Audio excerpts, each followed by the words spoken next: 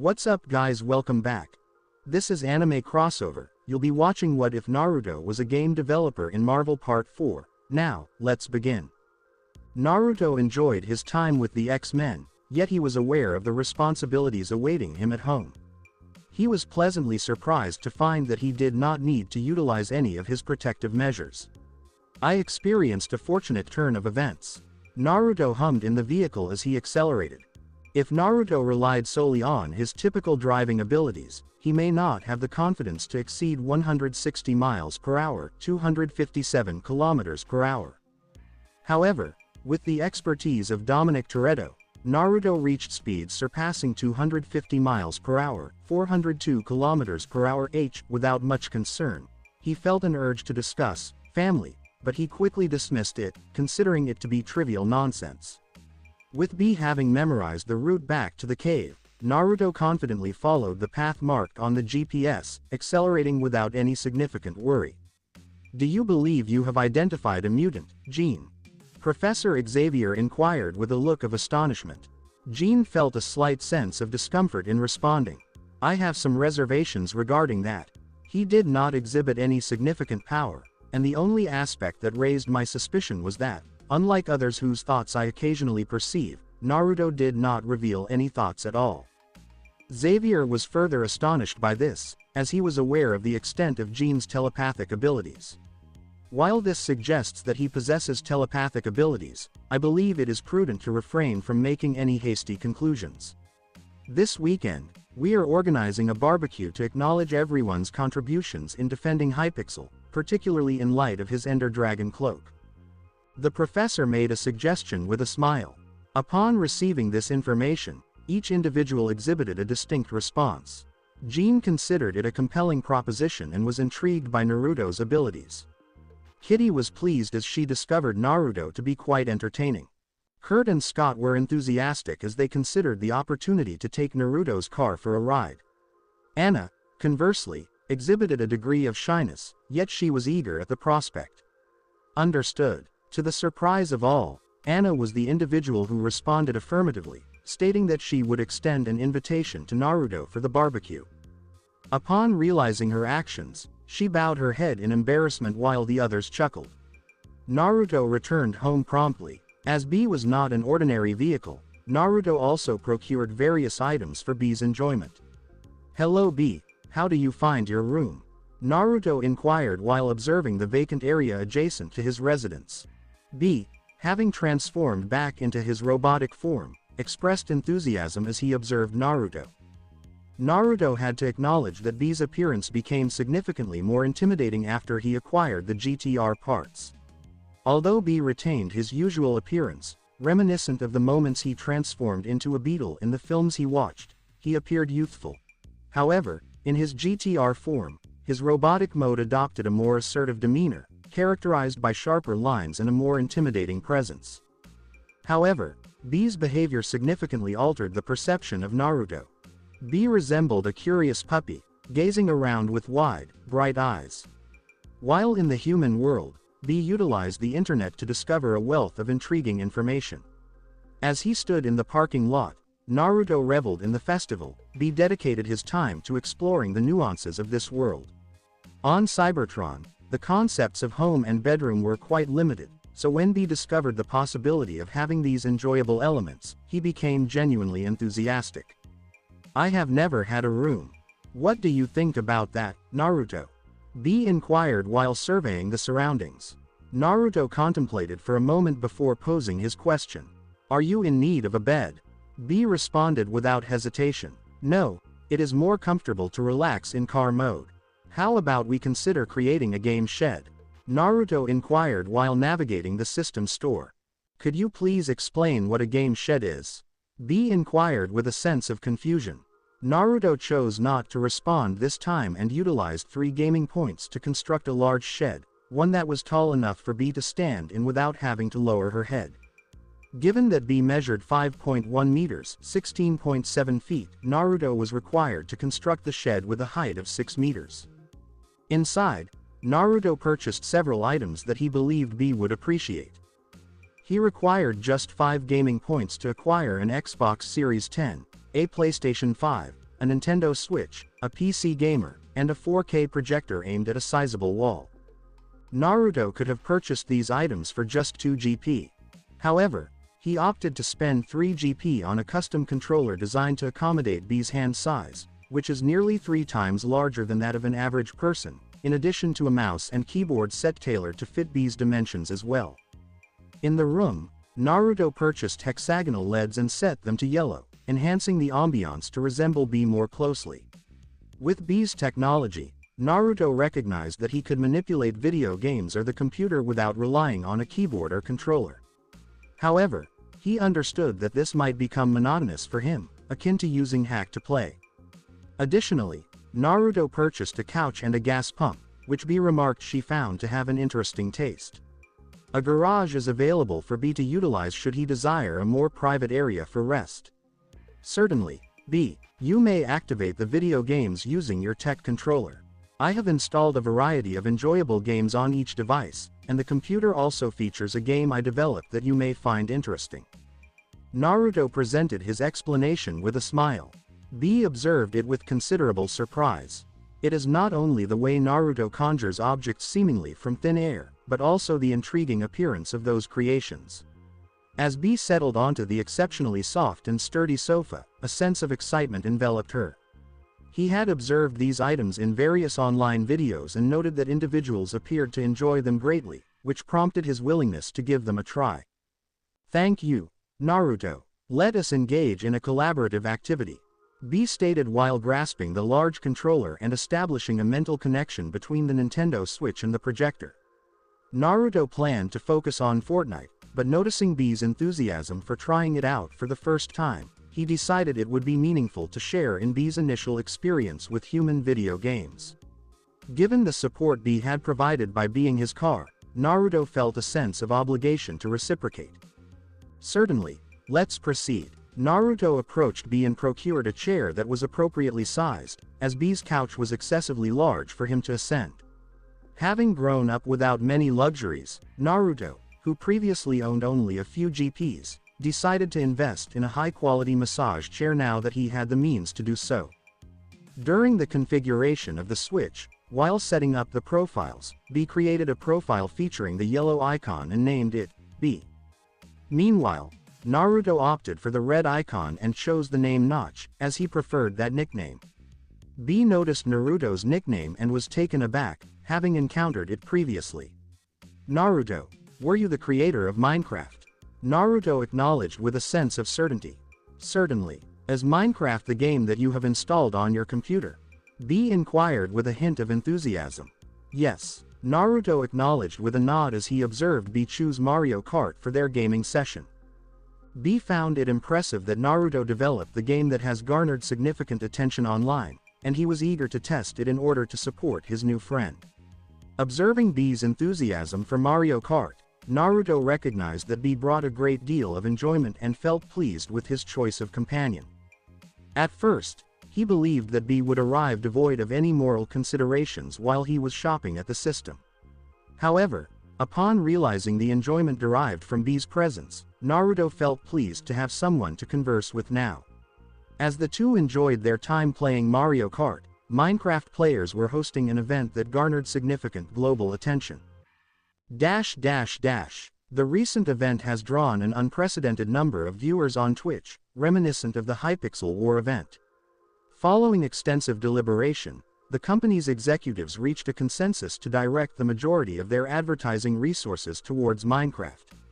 This decision was influenced by the fact that, while the second most viewed game attracted only 150,000 simultaneous viewers, Minecraft consistently maintained an impressive 2 million viewers at any given time. During peak hours, that figure increased to an impressive 5 million.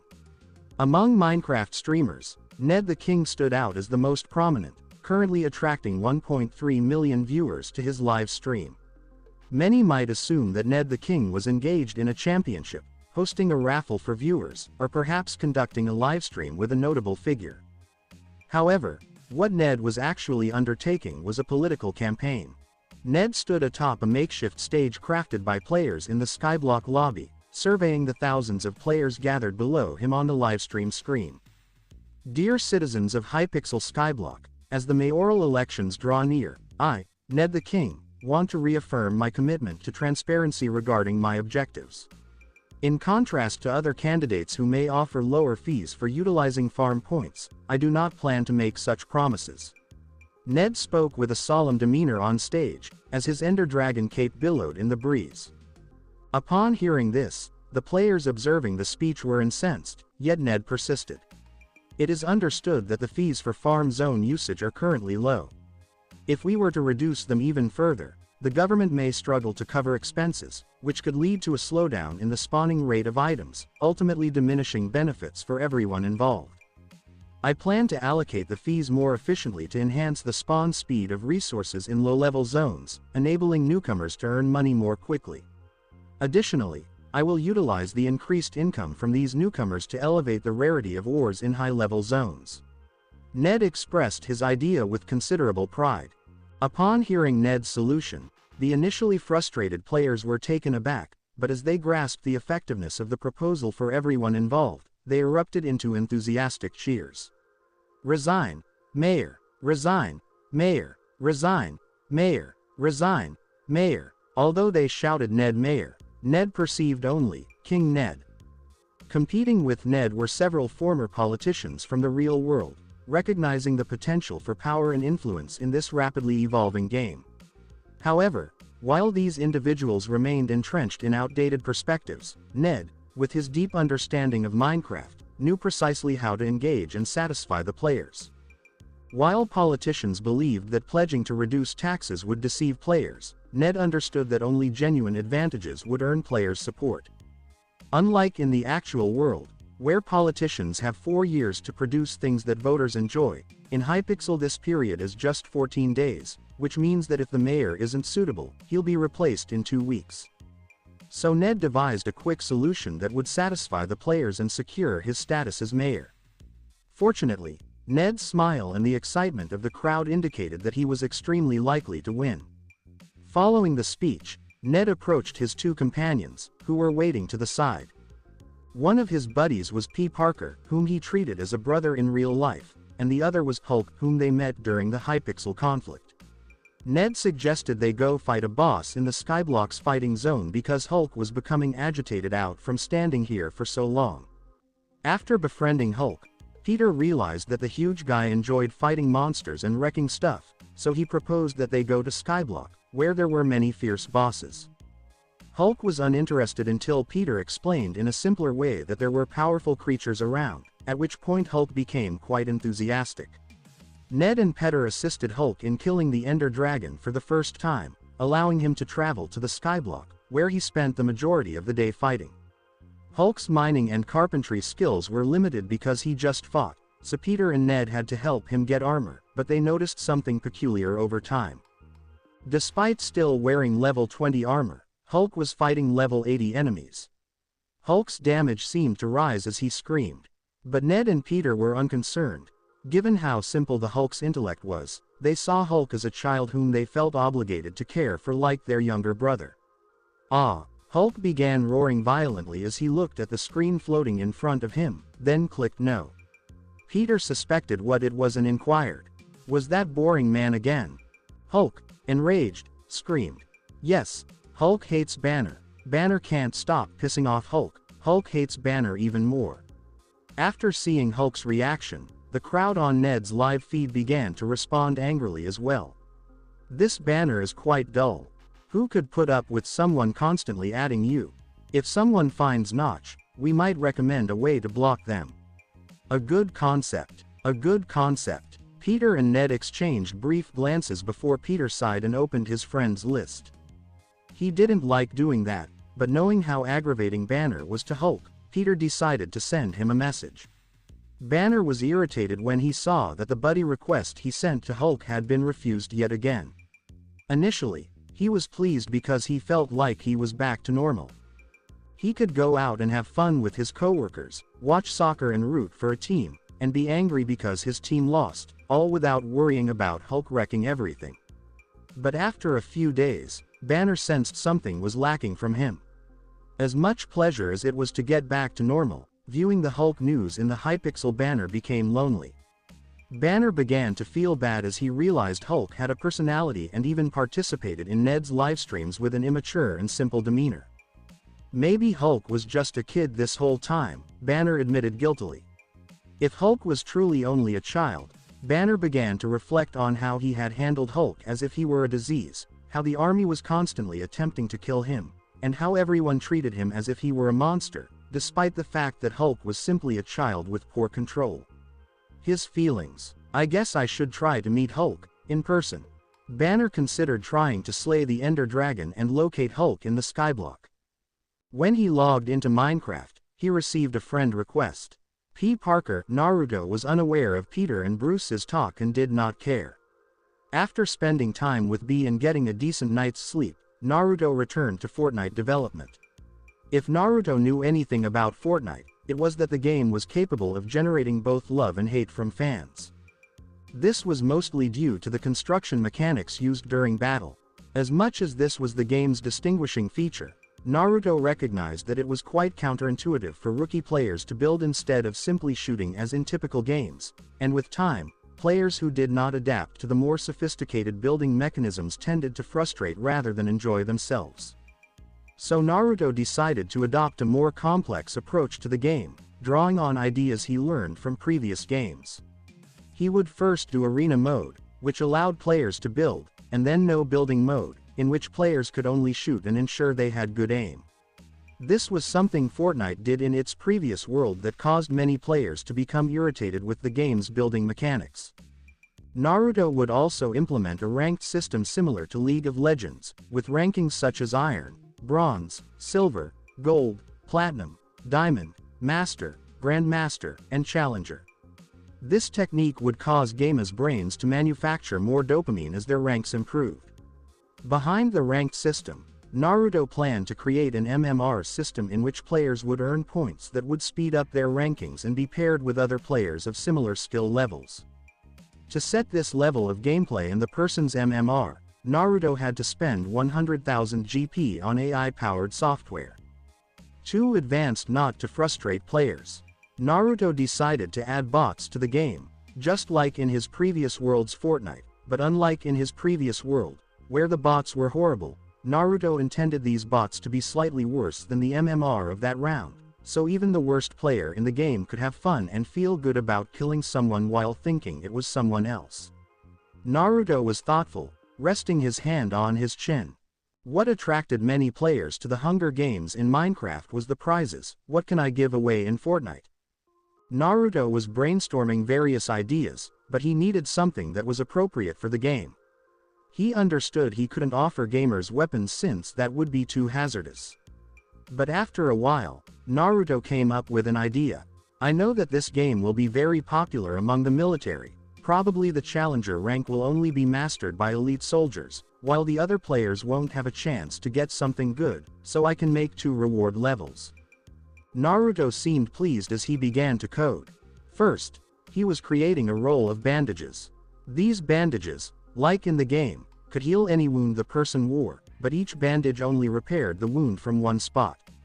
For example, if someone had an accident and someone else applied this to their chest, the chest wounds would be healed, but the arms and legs would remain hurt.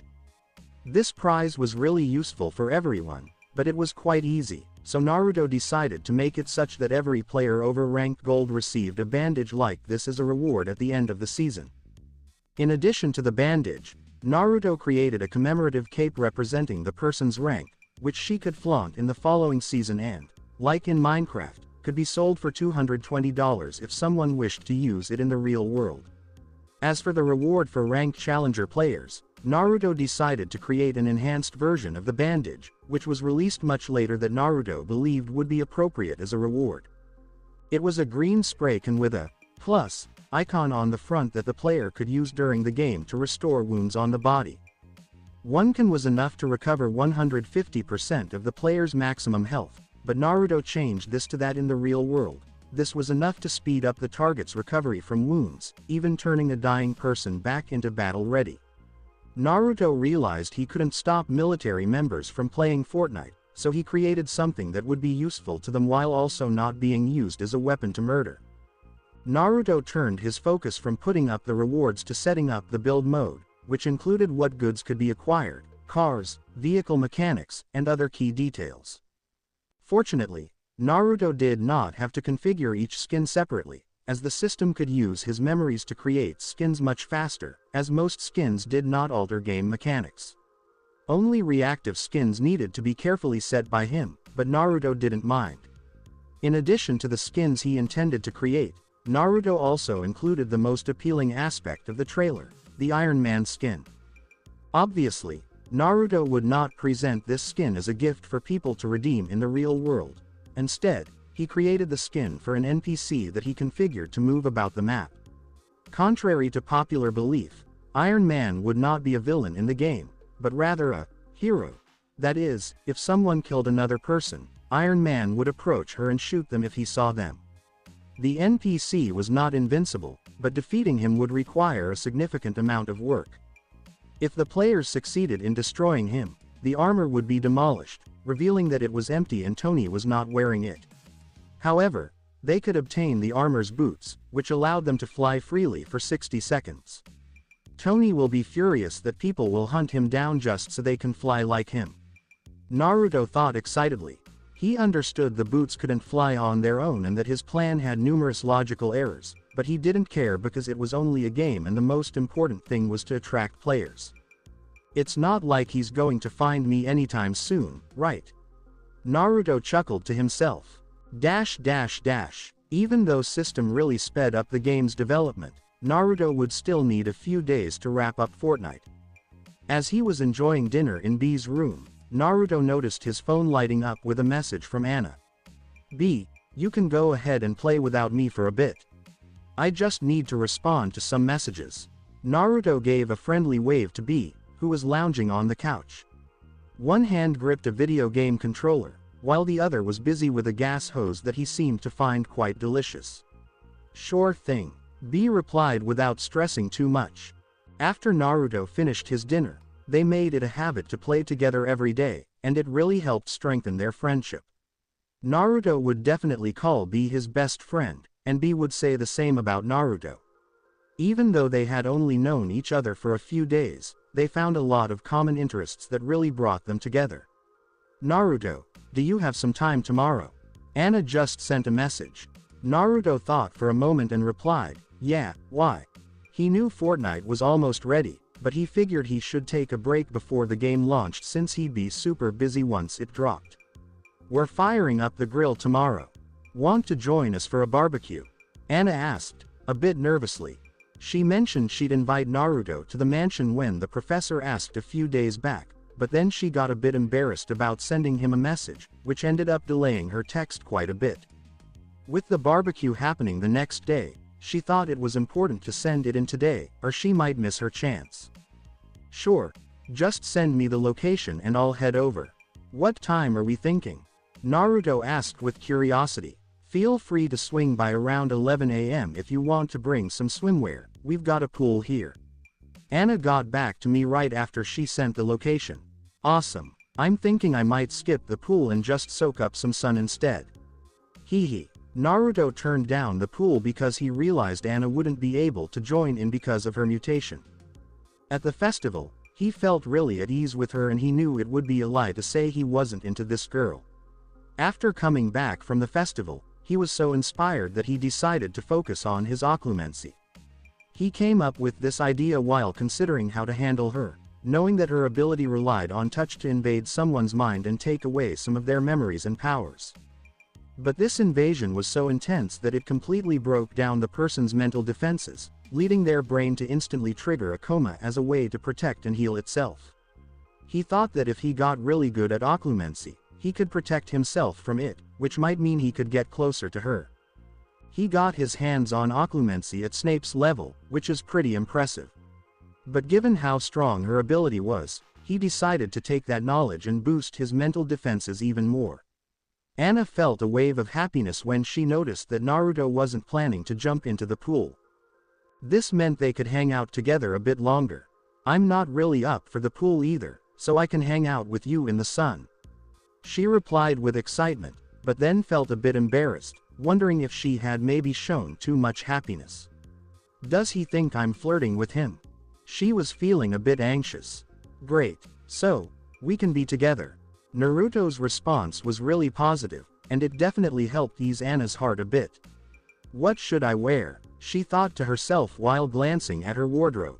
Since she was a fan of the Gothic style, her wardrobe didn't have many options for sunny days. She really didn't want to wear a long-sleeved shirt because she felt it would make her stand out in a crowd of people wearing lighter clothes. Feeling unsure of what to do, Anna hurried over to Jean, her face showing her fear. Jean, I could really use your help. When Jean saw Anna like this, she felt a wave of worry and paused her activities. Anna, how's it going? Everything good. Anna just shook her head. I really don't have anything to wear to the barbecue tomorrow. Jean was taken aback by this, since Anna usually showed up in her dark, long-sleeved outfits for their barbecues.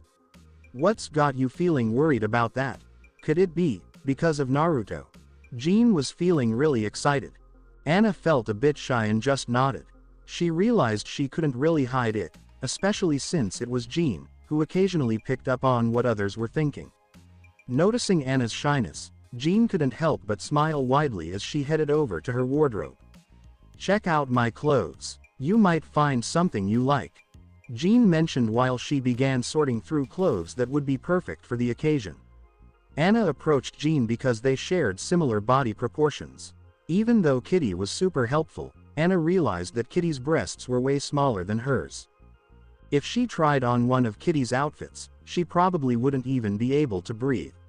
When it comes to Jean, her breasts were pretty much the same size as hers, so even if it was a bit snug, she'd still pull it off nicely. As Anna browsed through the clothes, she finally spotted something she liked that really suited her. Jean, do you think I could grab this bathing suit? Anna held the bathing suit up in front of her, checking to see if it would fit. Luckily, the size was just right. No worries, Jean grinned as she glanced at Anna in her bathing suit. I have a feeling Naruto is going to enjoy what he finds. Anna heard Jean say that and felt shy again. She hugged her bathing suit and headed back to her room. Even though she couldn't join the others in the pool because she might touch someone, Anna still wanted to wear a bathing suit since she knew Naruto would appreciate seeing her in it. Jean chuckled at how shy Anna was being. She was pretty familiar with Anna's constant anger and her lack of patience for things she didn't like. If someone teased her like that, she'd likely just flip them off and tell them to get lost. But since she was shy around Naruto, she turned into this simple, bashful girl who felt embarrassed just to say a word. I have a feeling Bobby isn't going to be too thrilled about this. Jean let out a sigh thinking about Bobby, the ice boy, who was into Anna. So, when I think about Naruto's confidence, I feel like as long as Bobby keeps his powers in check, things might not get too messy. It turns out Jean's idea of Bobby being cool-headed was a bit off, and the barbecue was shaping up to be anything but peaceful. The next day, Naruto got up a bit earlier since he didn't have anything to wear to the barbecue. He figured it would be a waste to spend GP on something so simple when he had nearly $1 billion sitting in his bank account. After having a light breakfast, Naruto gave B a call and they headed back to Salem Center together. Even though the city is pretty small, with just over 5,000 people, the Salem Center Mall is actually quite big, featuring 80 stores and a ton of options to choose from. Naruto had been here before on his way to the festival with Scott and Kurt, so this place felt familiar to him. B, do you want me to grab you something? Naruto asked while zooming along at 200 miles per hour, unfazed. I noticed there are steering wheels for video games, and I'm really curious about what it feels like to drive with one. Naruto, could you grab one for me? B felt a bit nervous, especially since he had never really asked Naruto for anything before. Naruto was taken aback when he realized that B, who always transformed into a car, had never actually driven one.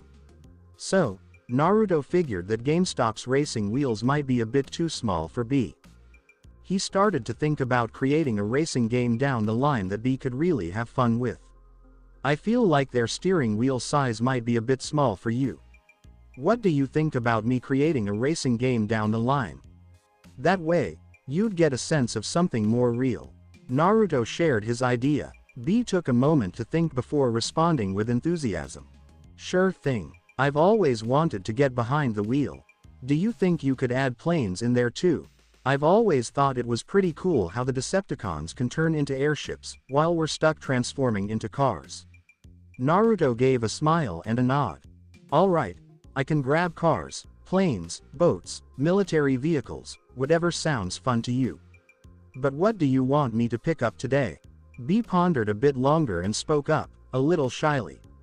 I'm thinking about getting a cleaning set because I feel like there are some areas that could use a bit more attention when it comes to cleaning. B noticed online that car owners often paid extra attention to cleaning certain spots, which really made their cars look nicer and even smell great with some lovely scents. Cybertronians like him don't really enjoy washing up since they have tech that does it for them now and then. But after watching those videos of car owners giving their rides some TLC, B thought it might actually be fun to let Naruto give him a good clean like that. When B made his request, Naruto went along with it and kept quiet about B's ability to handle things on his own. Even though B could be really mature at times, Naruto noticed that he usually behaved like a kid who craved affection and attention, especially since that's not something you see often in his culture. Maybe that's why B got so close to Naruto right away. Naruto definitely doesn't mind, since he really enjoys hanging out with B too. It feels a bit like a kitten asking for a comb to tidy up its fur. The owner might have to do it, but the kitten really enjoys getting its fur brushed. Naruto was back at it again, cruising around in his yellow GTR, and you better believe he turned heads in the small town of Salem Center. The roar of B's exhaust was hard to miss, it was super loud. He brushed off how those people reacted and headed to the stores to grab what he needed. Since he was already around, Naruto decided to check out a few stores that had some nice clothes. He ended up picking up several different outfits for himself, along with what he'd wear to the barbecue later today. For today's barbecue, Naruto picked out a white Hawaiian-style t-shirt with some flower prints, leaving a few buttons undone on his chest. He paired it with red shorts that hit just mid-thigh, white flip-flops, and his favorite black glasses with gold accents. The way the shirt and sandals matched with his white hair, plus those shorts and red eyes, really had the store attendants at a loss for words. The suit looks modest, but Naruto spent $1,300 on this set alone. When you include up the other clothes he bought, he spent about $30,000. The store workers were even more startled when they saw Naruto swipe the credit card without caring about the amount. They even gave him their phone number before he departed. Naruto didn't care about these women, so he just dumped it in the trash bin in the parking lot. Naruto finally drove to the place Anna told him to go after putting things in B's trunk. Even though the city was small and things were close together, Anna sent me to a place that was pretty far out from the city, which was a few miles away from the school. It didn't take Naruto long to get to the Xavier Institute because he could go 200 miles per hour outside of the city. He could see from a distance that the gate was closed, but as soon as he got close, it opened on its own. I wonder if the gate opens by itself for anyone. Naruto was bewildered and didn't know what to think. But he didn't know that the X-Men already knew he was approaching, even if they weren't watching him. They could hear B's loud noise as Naruto sped up from a mile away. Especially Anna, who was sitting under an umbrella and drinking a non-alcoholic drink that Professor Aurora had concocted for her. Bobby was next to her, attempting to talk to her but failing since he didn't know what to say and Anna wasn't paying much attention to him. She hurriedly got up and started to get dressed as she heard the loud roar of Naruto's GTR. She wanted to make sure nothing was wrong with her. Jean and Kitty started to smile when they saw Anna like that. They knew why she was dressed like that. The other X-Men were confused by the ruckus that was getting louder. "It's Naruto!" Scott and Kurt exclaimed enthusiastically as they stood up and were ready to take charge of the gate to open it as soon as Naruto showed up. As they had thought, a yellow GTR showed up in front of the mansion's gate 15 seconds later. Kurt didn't even wait for Naruto to ring the bell, he just hit the button on the remote for Naruto to come in. Scott, Kurt, Jean, Kitty, and Anna all saw the gorgeous and distinctive car come in. The other young X-Men also saw it and were curious about it. Some girls were excited to see the car, but most of the boys were astonished and gazed at it like they were going to drool. Anna walked toward the car parked and saw the door open before anyone else could do anything. Naruto felt a little bewildered as he got out of the car and noticed Anna. He could only say this, "Wow. Wow," Naruto remarked when he noticed how pretty Anna was. Anna was wearing a swimsuit that was significantly different from what most people wear. Even though her sleeves were long and went to her wrists, the cloth stopped at her shoulder and started to go down the side of her body in a V form until it reached just before her groin. At that moment, it turned into shorts that only covered the top of her thighs. Naruto was happy to see those long white legs. Naruto's thoughts went wild as he saw her tummy protruding out and her breasts covered only by a plain bikini top. Anna couldn't help but feel happy when she saw Naruto looking at her that way. That's why she borrowed this swimsuit from Jean. But after a moment of happiness, she grew shy and looked down. Anna was disappointed when she looked down and noticed that Naruto's shirt was partially open. This let her see his sculpted chest and a little muscle in his belly, which made her mind race as she tried to picture what the rest of it looked like. Is he that strong? Anna thought to herself in disbelief. Naruto didn't have such well-defined muscles, but his body changed a lot after training Elven breath for so long. His muscles were sharper, his hair was silkier, his skin was smoother, and his facial characteristics were more delicate, all of which made him look better than he did before. Cough. Kurt coughed a bit awkwardly to break up the silence between the two, who had been staring at each other for 2 minutes without saying anything. Naruto and Anna woke up from their lethargy when they heard Kurt cough, and they both got shy. Naruto was lucky since he had thicker skin. After taking a breath for 2 seconds, he smiled and showed his teeth like fangs and said hello to Kurt. "Kurt, how are you doing?" Kurt smiled because Naruto could act normal again. "Naruto, how was the trip here?" He asked this while looking at B. This time it was quiet. "I came a little slower," Naruto said as he opened B's trunk to obtain some high-quality beef he got from Shokugeki no Soma for 15 GP. "Slow. I can't believe you were able to drive the B slowly," Scott, who had just arrived, remarked in disbelief. Naruto smiled even more when he glanced at him. "Yes, Scott, I only came at 200 miles per hour. Scott and Kurt were astonished when they looked at each other. Scott's Corvette could go as fast as 200 miles per hour, yet Naruto thought that speed was slow when driving B. Scott and Kurt's hearts raced as they peered at B even more closely after hearing this. Scott couldn't stand it anymore as he saw Naruto going away, so he yelled in a voice that wasn't quite sure what to say. "Naruto, can I take the B for a spin? You can drive Scarlet." Naruto turned around and saw Scott's face, which looked like a puppy asking its owner for something. Naruto didn't answer right away. Instead, he grabbed the yellow cell phone out of his pocket and turned to B to inquire. "B, what do you think?" Scott and Kurt were really surprised by Naruto's reaction. But then they heard a bang coming from B's exhaust and watched the 2 doors open, almost beckoning them in. This shocked both of them. "B already answered your question, right? You don't need to look for the keys, they're in there." Naruto smiled and turned to Anna after putting the yellow cell phone in his pocket. He told her to come with him because they were going out with B. Naruto did this to show that he was the one who used an app on his phone to control B's doors and engine. If B said no, he merely acted like he was jealous of the car. But when B said yes, there was no problem. B seemed a little bored and thought he hadn't seen enough of the attractions, so he decided to go for a walk with Scott and Kurt, who were Naruto's buddies. Naruto already thought of B as a friend, even though B was his car. He wouldn't make B do anything he didn't want to. "I'll show you the people." Anna saw Naruto stare, but she was still too embarrassed to look him in the eye. "These are." Anna began to introduce the pupils who were at the pool, and she and Naruto moved to the barbecue, where the senior X-Men were. "You already know Jean and Kitty. This is Miss Aurora, Mr. Logan, and Professor Xavier. Bobby and Evan are over there in the corner." Anna introduced each person, and Naruto smiled politely at each one. His smile was so odd, with teeth that looked like a little animal, that a lot of people were fascinated about it and smiled back at Naruto. Jean and Kitty waved and said hello to Naruto, and Miss Aurora was very polite to him, like a caring mother.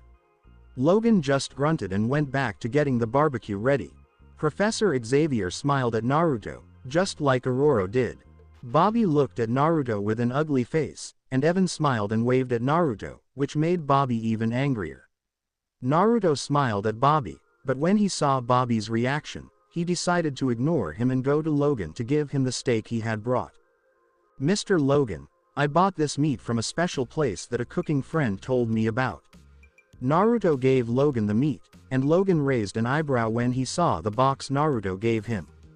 Naruto watched as Logan tore open the wrapper and smelled raw meat without much fuss. It seems that Logan was surprised by the smell of flesh and sniffed again to make sure. "You did a good job of taking your friend's advice, boy." Logan took out some meats that were roasting and put in the meat that Naruto delivered. It was like the meats that were cooking weren't even worth delaying the preparation of the meat that Naruto brought. Naruto just laughed at that since he knew that this meat came from the Mito family, the anime's biggest meat supplier. It was the best grade meat you could get for a piece like this. The other meats were just rubbish. Naruto gave the steak to Logan and then moved up to Anna, who was coming toward him with 2 glasses in her hands. Anna reached out her hand to Naruto and said, "This is yours." Naruto grinned and reached out to grab the glass from Anna. She was holding the glass at the very edge so that their fingertips wouldn't touch. Naruto saw this and intentionally avoided her fingertips so he could safely pick up the glass. He was sure of his occlumency, but it was better that he did it while they were alone because it would be too showy to do it in front of so many people. "Wow, this tastes great." Naruto liked the taste of this drink and was shocked by it. Evan, who was close to Bobby, said with pride, "My Aunt Aurora made this. She has a lot of talent." Naruto smiled and praised Evan again. Evan looked really kind. Bobby, on the other hand, was standing next to Evan, who had a grim look on his face after witnessing Anna bring Naruto's drink. While Naruto was talking to Anna and Evan, Jean and Professor Xavier were talking to each other and looking at Naruto in awe. "Do you think he's a mutant, Professor?" Jean asked with interest because she still couldn't hear Naruto's thoughts. Of course, just in case she didn't want to read Naruto's thoughts, as that could make him aware of her and cause trouble. Professor Xavier regarded Naruto with deep contemplation. He was taken aback to discover that he shared the same sentiments as Jean regarding Naruto's mental state, as he was unable to perceive anything despite loosening his telepathic control. Given that his telepathy significantly surpassed Jean's, it clearly illustrated the strength of Naruto's fundamental mental defenses. However, in contrast to Jean, Professor Xavier's inquisitive nature led him to briefly explore Naruto's mind, ensuring that he posed no threat.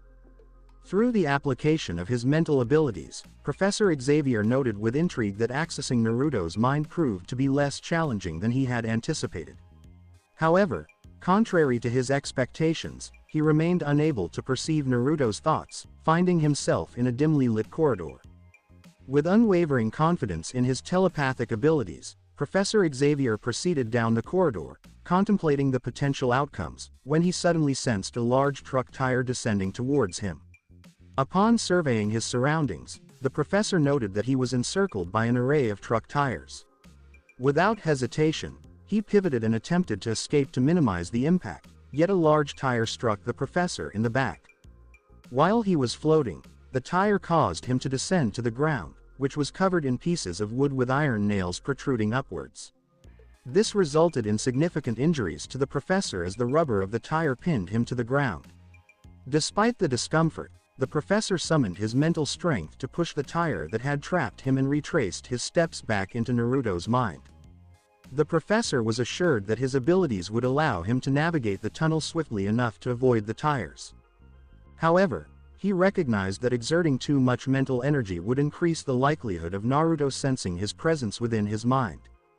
Therefore, the professor opted to withdraw from Naruto's mind and maintain the current state of affairs. Upon returning to reality, the professor sensed a slight fatigue in his mind. Although the professor encountered 2 minor traps, they nonetheless induced a degree of mental strain. The traps were adapted by Naruto from Fortnite Save the World, the Fortnite tower defense mode that he engaged with in his previous world. Leveraging his expertise in occlumency, he devised the trap corridor, which functioned precisely as intended. Upon encountering a substantial wall, the professor's inclination to dismantle it gradually was quite strong. However, upon noticing an open corridor leading into Naruto's mind, he opted to proceed down the corridor, despite its numerous traps. The tire traps in the ceiling and the nailed boards represented the fundamental defenses Naruto established at the start of the hallway. These measures required minimal effort for repairs and were sufficient to deter less skilled mentalists. The further the opponent advanced, the more formidable the traps became. Jean observed the professor's weary demeanor and comprehended the implications of his recent actions. Concerned, she observed Naruto engaging with the other mutants as if nothing had transpired, which prompted a sigh of relief from her. Individuals with mutations faced significant discrimination. Though he was unaware of their differences, Naruto stood out as one of their few typical friends. If he felt disrespected by the professor's intrusion, she would respond with considerable anger. Naruto observed the professor's intrusion but opted to disregard it, allowing the professor to serve as the initial test subject for his occlumency defenses. As he anticipated, this was an ideal scenario. He constructed these defenses to counter Anna's abilities, which were as direct and forceful as a cannon shot at close range, whereas the professor's approach was more nuanced, akin to a series of shots from a silenced pistol with limitless ammunition. While the two attacks posed a significant threat, the impact Naruto was poised to inflict on Anna far exceeded that of the professor's actions. In the future, I will provide you with instruction. Evan communicated with enthusiasm to Naruto. Absolutely, I believe that is quite impressive. Naruto smiled appreciatively at Evan's offer to teach him to skate someday, noting that he had never been skating before. Will you join us, Anna? Naruto faced her and spoke with a smile. Anna promptly acknowledged the invitation with a nod, expressing her satisfaction. I would like to express my desire for that. Bobby was increasingly frustrated with Naruto, especially after he successfully arranged a date with Anna right in front of him, an achievement Bobby had never accomplished. Hey everyone, I would like to propose a game of darts. Kitty expressed her enthusiasm as she presented a large target along with a box of darts. Upon hearing this, the young individuals expressed enthusiasm and moved closer. Anna regarded Naruto with concern and inquired, "Would you like to engage in a game?" Naruto was perplexed by her concerns and was on the verge of acquiescing, but Bobby interjected first. Are you feeling apprehensive? Bobby remarked with a confident smile. Naruto. Unknown perplexed, Naruto observed Anna, seeking to comprehend the reason behind Bobby's behavior towards him. Anna let out a sigh, aware that Bobby was intent on demonstrating his insecurities in her presence while attempting to undermine Naruto. Engaging in play appears to be an enjoyable activity. Naruto simply shook his head, disregarding Bobby, and focused his attention on Anna while Evan made his way toward Kitty. Anna had some concerns. As a member of the X-Men, nearly all individuals underwent combat training, equipping them to handle both hand-to-hand and ranged combat, resulting in exceptional marksmanship. Bobby, possessing the ability to manipulate ice, consistently demonstrated remarkable precision in his throws from a distance, surpassing the accuracy of many of his peers. Although she was indifferent to Naruto's performance in the prank compared to others, she was opposed to Bobby using it as a means to embarrass Naruto, who was her guest. You appear quite self-assured. Do you possess any insights? She inquired, observing the expression on Naruto's face, which suggested that he was not merely engaging for enjoyment. Would you be interested in placing a wager? Naruto smiled, revealing a set of teeth that Anna considered quite charming. Could you clarify which bet you were referring to? She inquired while crossing her arms, already envisioning the nature of his proposed wager. Noticing that Anna's posture accentuated her figure, Naruto expressed his gratitude for her choice to keep her sunglasses on and averted his gaze before responding. Should I emerge victorious, you will join me for a ride in my car. Anna listened to Naruto's proposal and found the concept quite appealing. If he had proposed this to her without the wager, she likely would have accepted it. However, the presence of a bed added an element of excitement for her. What are the potential outcomes if you do not achieve victory? Naruto rested his hand on his chin, contemplating for a moment. Would you like to make a wish? I have already articulated my wish in the event that I achieve victory. After a brief moment of contemplation, Anna nodded with enthusiasm. It will simply be a car ride, nothing to worry about, understood. Naruto understood that Anna's request stemmed not from her shyness, but from a genuine concern about the potential impact of her powers on him. He demonstrated confidence and responded with seriousness. Rest assured, I will respect your preferences. Upon hearing that, Anna displayed a subtle smile and approached Kitty with purpose. Let's proceed. Bobby, who was nearby, overheard their wager and became increasingly agitated, causing the temperature in his vicinity to plummet swiftly. Could you please clarify how? Kitty displayed a look of astonishment as she gazed at the target. Kitty was not the only one exhibiting this behavior, all the other children displayed similar tendencies.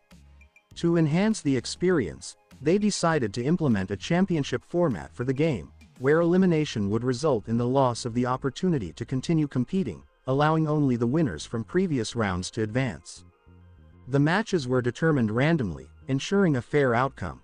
Typically, when young mutants engaged in play, they utilized their abilities to assist, enhancing the overall enjoyment of the experience. However, given that Naruto was present today and the professor had cautioned that Naruto was unaware of their mutant abilities, they concluded that this would be a game without powers.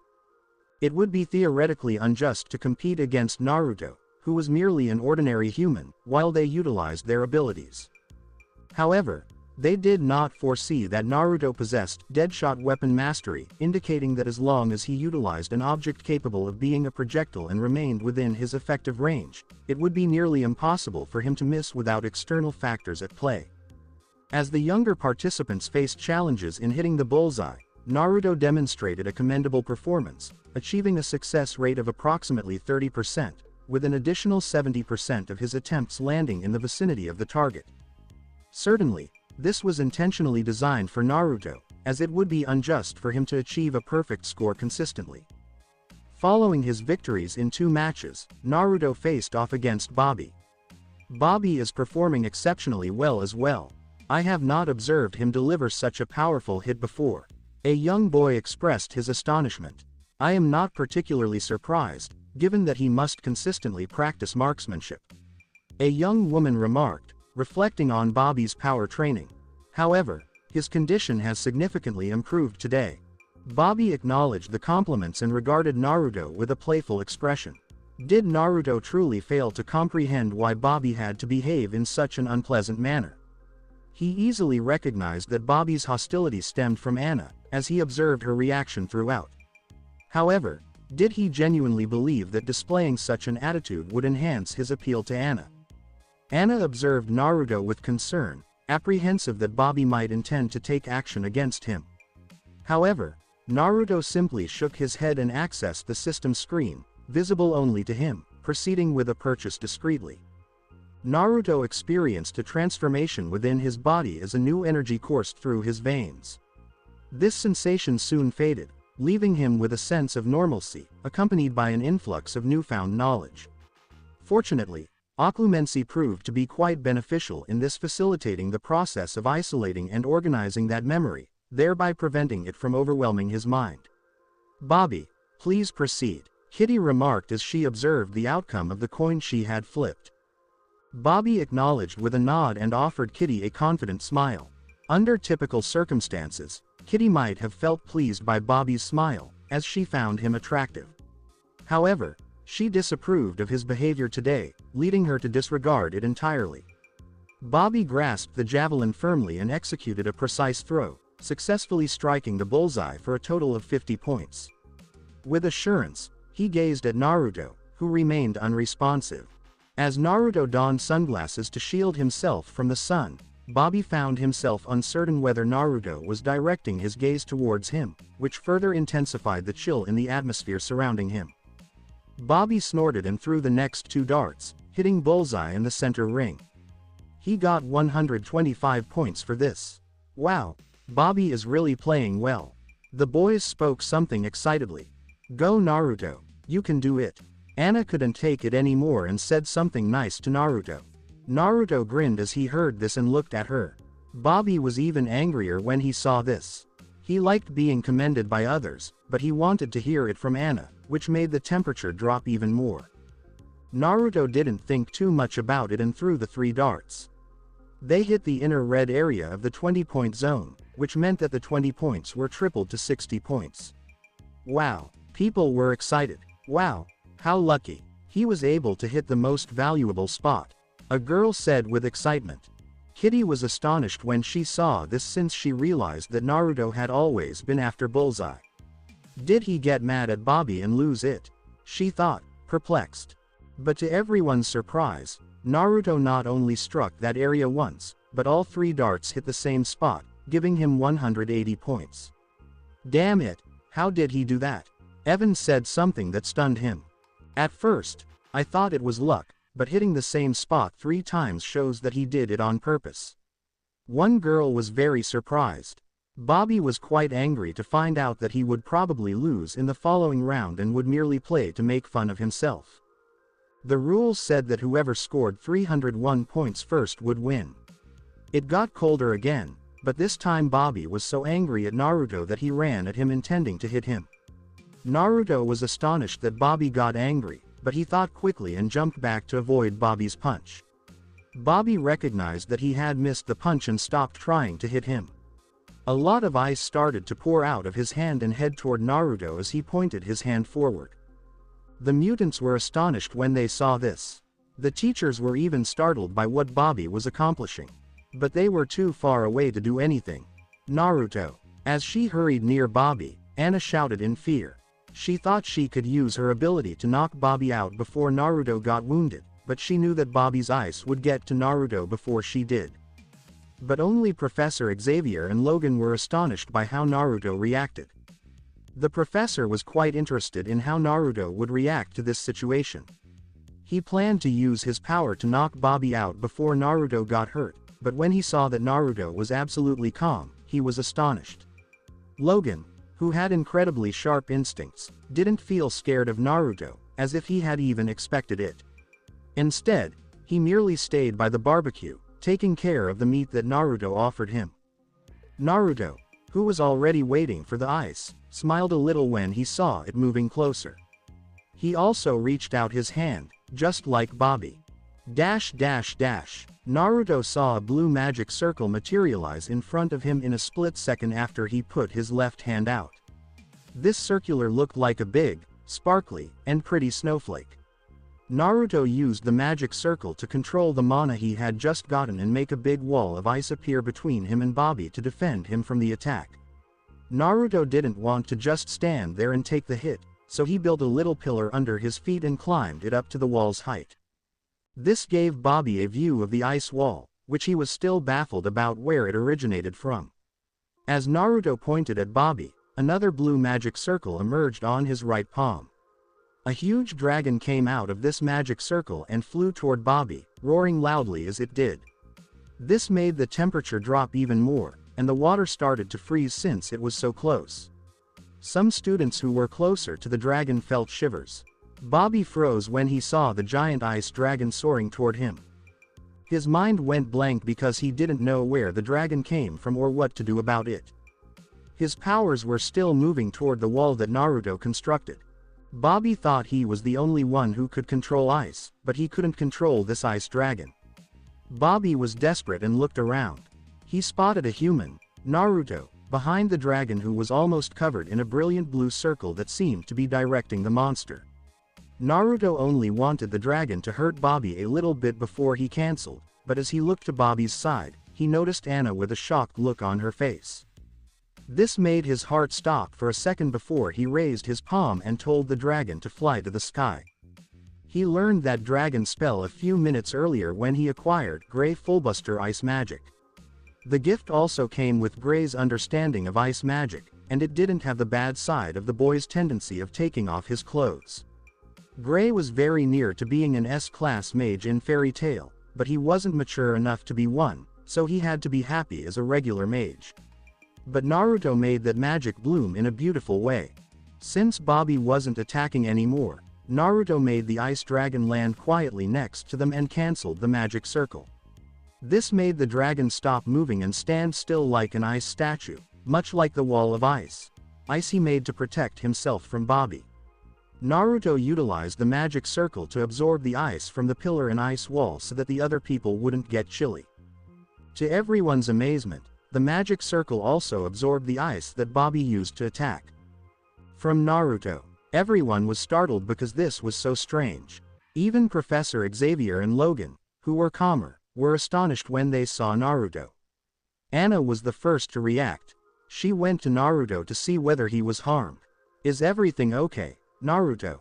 She checked his body for damage, but Naruto was alright save for a few little snowflakes that got on his clothes. Naruto noticed that Anna was worried and had an idea. This time, a little magic circle appeared in his left palm, and a thin sheet of ice appeared in his right hand. He used the ice to poke Anna's forehead. Anna couldn't say anything since she felt the cold touch on her forehead and saw that Naruto was fine. An unexplainable feeling washed over her.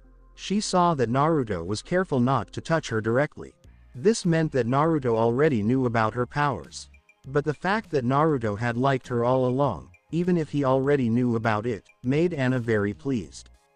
And thinking about how it felt when someone touched his forehead, even if it was a little cold, it felt the same as if his hand had touched it because the covering of ice was so thin. She was shocked and glanced at his left hand, which was directing a magnificent blazing blue circle, and his right hand, which was coated in a thin layer of ice. She looked at him with mistrust. Naruto grinned at Anna and reached out his right hand to her. Anna was a little scared to hold Naruto's hand, but when she saw his cute, confident smile, she couldn't help but touch his palm lightly. Anna was brave enough to put her whole hand in his palm when she saw that he was fine. It seemed like a dream to feel his enormous fingers holding her small, delicate hand. She felt all the feelings of grasping a genuine person's hand, even though his hand was a little cold. This coating of ice was so thin that Naruto had to work hard to keep it going. Gray didn't have that kind of control, so sometimes Anna's skin touched Naruto's skin. This let her powerful power into his mental defense and destroy everything for a split second. But he quickly made ice to cover the area where the hides had touched, and his mind started to fix the traps. That little touch would have knocked out anyone else, but Naruto was able to bear it because to occlumency. Bobby got dizzy and passed out with wrath when he saw that Naruto was using the ice to hold Anna's hand in a way he never thought he could. He would have made ice gloves a long time ago and used them to win Anna over if he had known it was feasible. He didn't know that he wasn't even close to being able to perform what Naruto was doing with the ice. Anna wouldn't feel anything if he just generated a thick coating of ice. It would only be uncomfortable to touch since it would freeze her hand. So wouldn't it be wiser to put on leather gloves? But neither Naruto nor Anna thought about him. Anna stroked Naruto's hand like a child with a new toy, and Naruto merely smiled at her. The other folks were a little uncomfortable when they saw how the two reacted as if there was no one else around. Then they heard a loud noise from an exhaust turning on. Naruto came back to reality as he heard B's exhaust and looked around in shame. He felt like a young guy who had come to see his father-in-law when he saw Logan looking at him with that frown. Oh no. Naruto wished he hadn't let the moment get to him. He could have done it in the car when he and Anna went for a stroll, but now that Logan saw it, he just sighed and accepted what was about to happen. So you mean you're not a mutant? Professor Xavier was surprised when Naruto told him that the only reason he had powers was because of the X gene mutation. What about the rings that glow? He believed it was just another method for his powers to show up, like a mutation. Naruto, who was seated next to Anna and still holding her hand, smiled a little and answered, trying to avoid Logan, who was chopping a piece of meat more roughly than he needed to while glaring at him with savage eyes. No, I'm not a mutant. In fact, this is amazing. Magic? Aurora asked, clearly surprised, since she had witnessed magic rituals back in Africa, even though the magic she encountered there wasn't nearly as powerful as Naruto's. With a nod, Naruto kept going. Sure, it's called ice magic, and along with it, there's also fire magic, lightning magic, and a bunch of other cool types of magic too. There are even spells that use zodiac keys to call on spirits for some help in battle. Naruto figured he might as well share what he knew about fairy tales magic since they wouldn't be able to verify any of it anyway. When Aurora heard about lightning magic, her eyes lit up, and she asked with a burst of excitement. "Have you heard of lightning magic?" When Naruto saw Aurora's hopeful look, he felt a twinge of guilt before he responded. "I haven't picked it up yet because it seems a bit too complicated for me. But I plan to learn someday." Naruto definitely wanted to learn it, but the magic he was after came with a hefty price tag. Laxus Drayar, the Dragon Slayer with lightning magic, costs 2 million gaming points. Laxus magic cost twice as much as Natsu's, and with Naruto only having 5 million GP, that price was way too steep for him to just throw around. When Aurora found out that Naruto didn't know lightning magic, she felt a bit let down. But when she learned that he was keen on picking it up, her spirits lifted. "If you're interested, I can help you study something about lightning since I can control it." Aurora smiled beautifully. Naruto appreciated her thoughtfulness, even if he figured it wouldn't make much of a difference. Still, he thought maybe he could lend a hand with her training once he picked up some magic from Laxus. "Thanks so much. If I need any help, I'll definitely reach out." Naruto smiled back.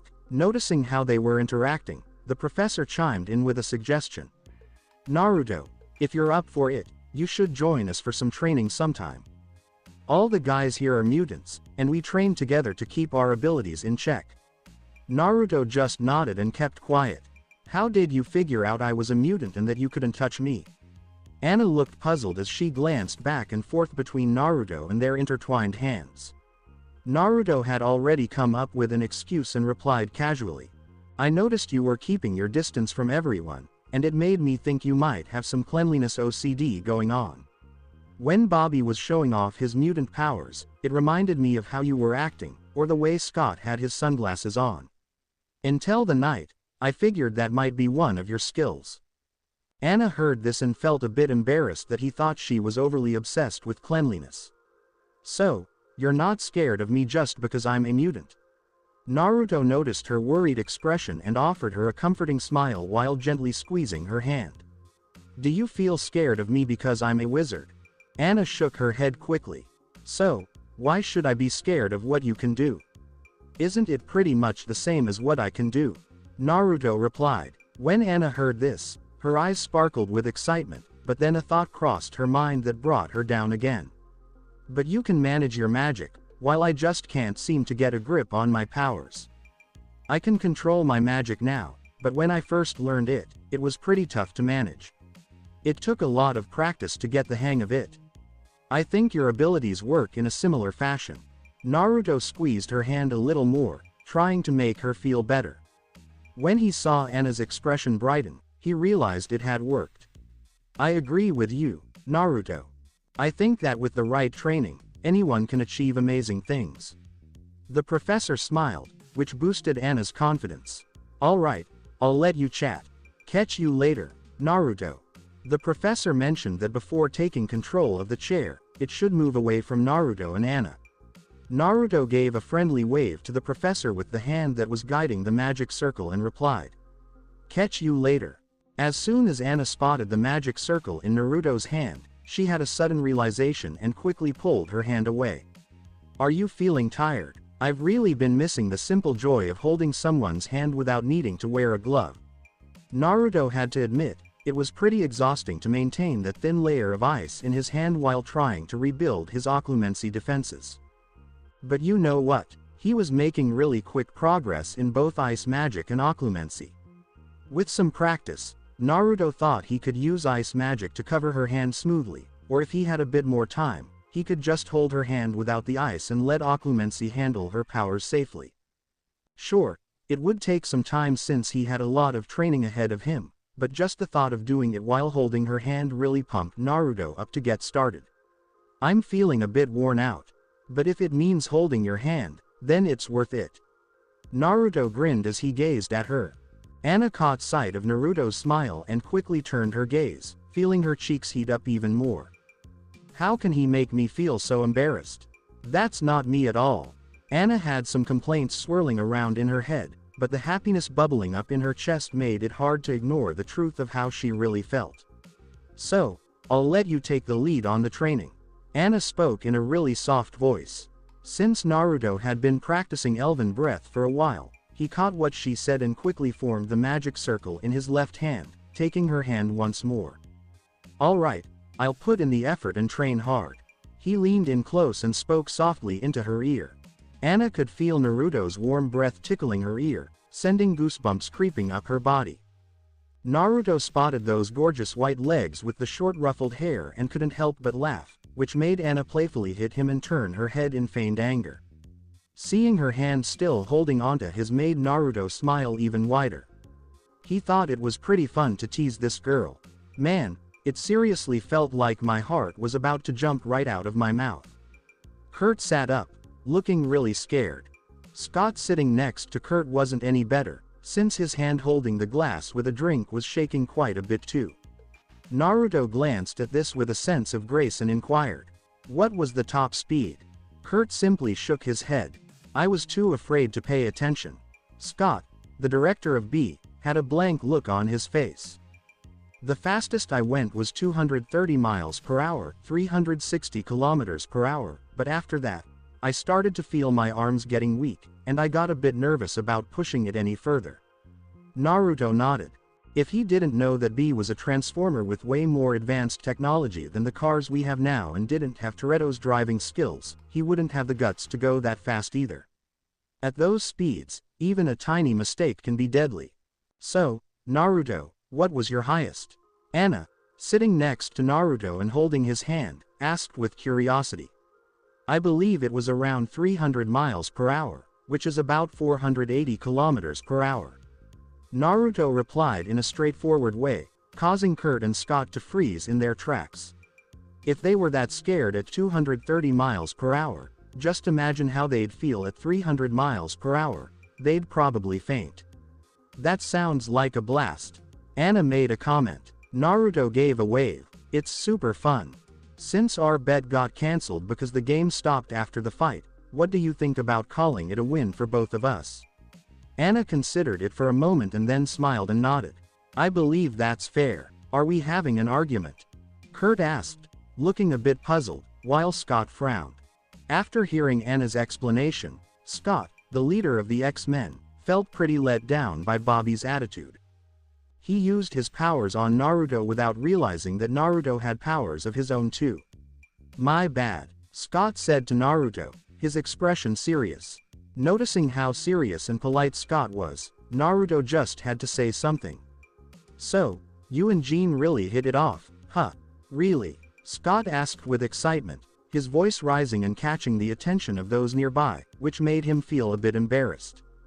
"You just haven't met Scott yet, he's a bit too straight for Jean." Anna let out a small sigh, feeling a bit let down as she understood why her friend wasn't dating Scott. When Scott heard this, he felt a bit embarrassed, but he didn't try to deny it. As Naruto considered what he knew about the X-Men, he found himself agreeing with Anna. But when he thought about the people Jean hung out with, it seemed like Scott was probably the best boyfriend for her, even if he was straight. Honestly, when you think about that guy from her school or Logan, who feels like he could be her grandpa, it really seems like Scott is the perfect match for her. He genuinely cares about her, and that makes a big difference. "Well, at least you know what needs to be changed." Naruto gave Scott a smile. "You know, the way you talk about B really makes me think that if you approach her from that perspective too, things will definitely be smoother." Scott was taken aback when he heard this. Naruto had a point. He usually came off as pretty serious around the other X-Men. But when it came to chatting with Jean, his nerves kicked in and made him even more serious, trying to hide his embarrassment. Wouldn't it be easier if he tried to be more natural with her, like how he talks about cars? It was like Jean had a sense of what they were discussing as she made her way over to them. "Oh, so you're a wizard." Jean glanced at Naruto with a curious look. "When we first met, I honestly thought you were a mutant. Is it because of my mind?" Naruto gestures to his head with his left hand, still shining with the magic circle. I noticed your intrusions when we first met, but once I figured out they weren't intentional, I didn't think much of it. Jean was surprised by Naruto's revelation. Did you always feel that way? Naruto gave a nod. Do you have any advice on how to handle this? She asked, a bit frustrated. To be honest, some. Naruto said, catching Jean off guard with his expression. I think the best short-term fix is to focus your mental energy on clearing out the clutter in your head. That overflow can unintentionally affect the minds of those around you. Hearing this, Jean felt let down once more. But seriously, who would actually let me invade their minds on purpose? We've all got our little secrets that we like to keep to ourselves, and honestly, I wouldn't even want to know anyone else's secrets either. A person with strong mental defenses who can safeguard their memories while you use up your energy. Naruto gives a smile in response. When Jean saw Naruto's smile, it all clicked for her. Really? You can. Naruto nodded in agreement. Even though Naruto was aware of how strong Jean could be with the Phoenix Force inside her, right now it seemed to be dormant, or maybe even sealed away by Professor Xavier. So, he felt pretty confident in his occlumency skills to handle the situation. However, that may involve some discomfort. Naruto made a remark. My defenses are designed for offense, allowing them to engage in counterattacks. What is your estimation for the duration of this situation? Jean inquires. I believe 1 week would be appropriate. Naruto applies his understanding of occlumency to draw conclusions. It is indeed worthwhile.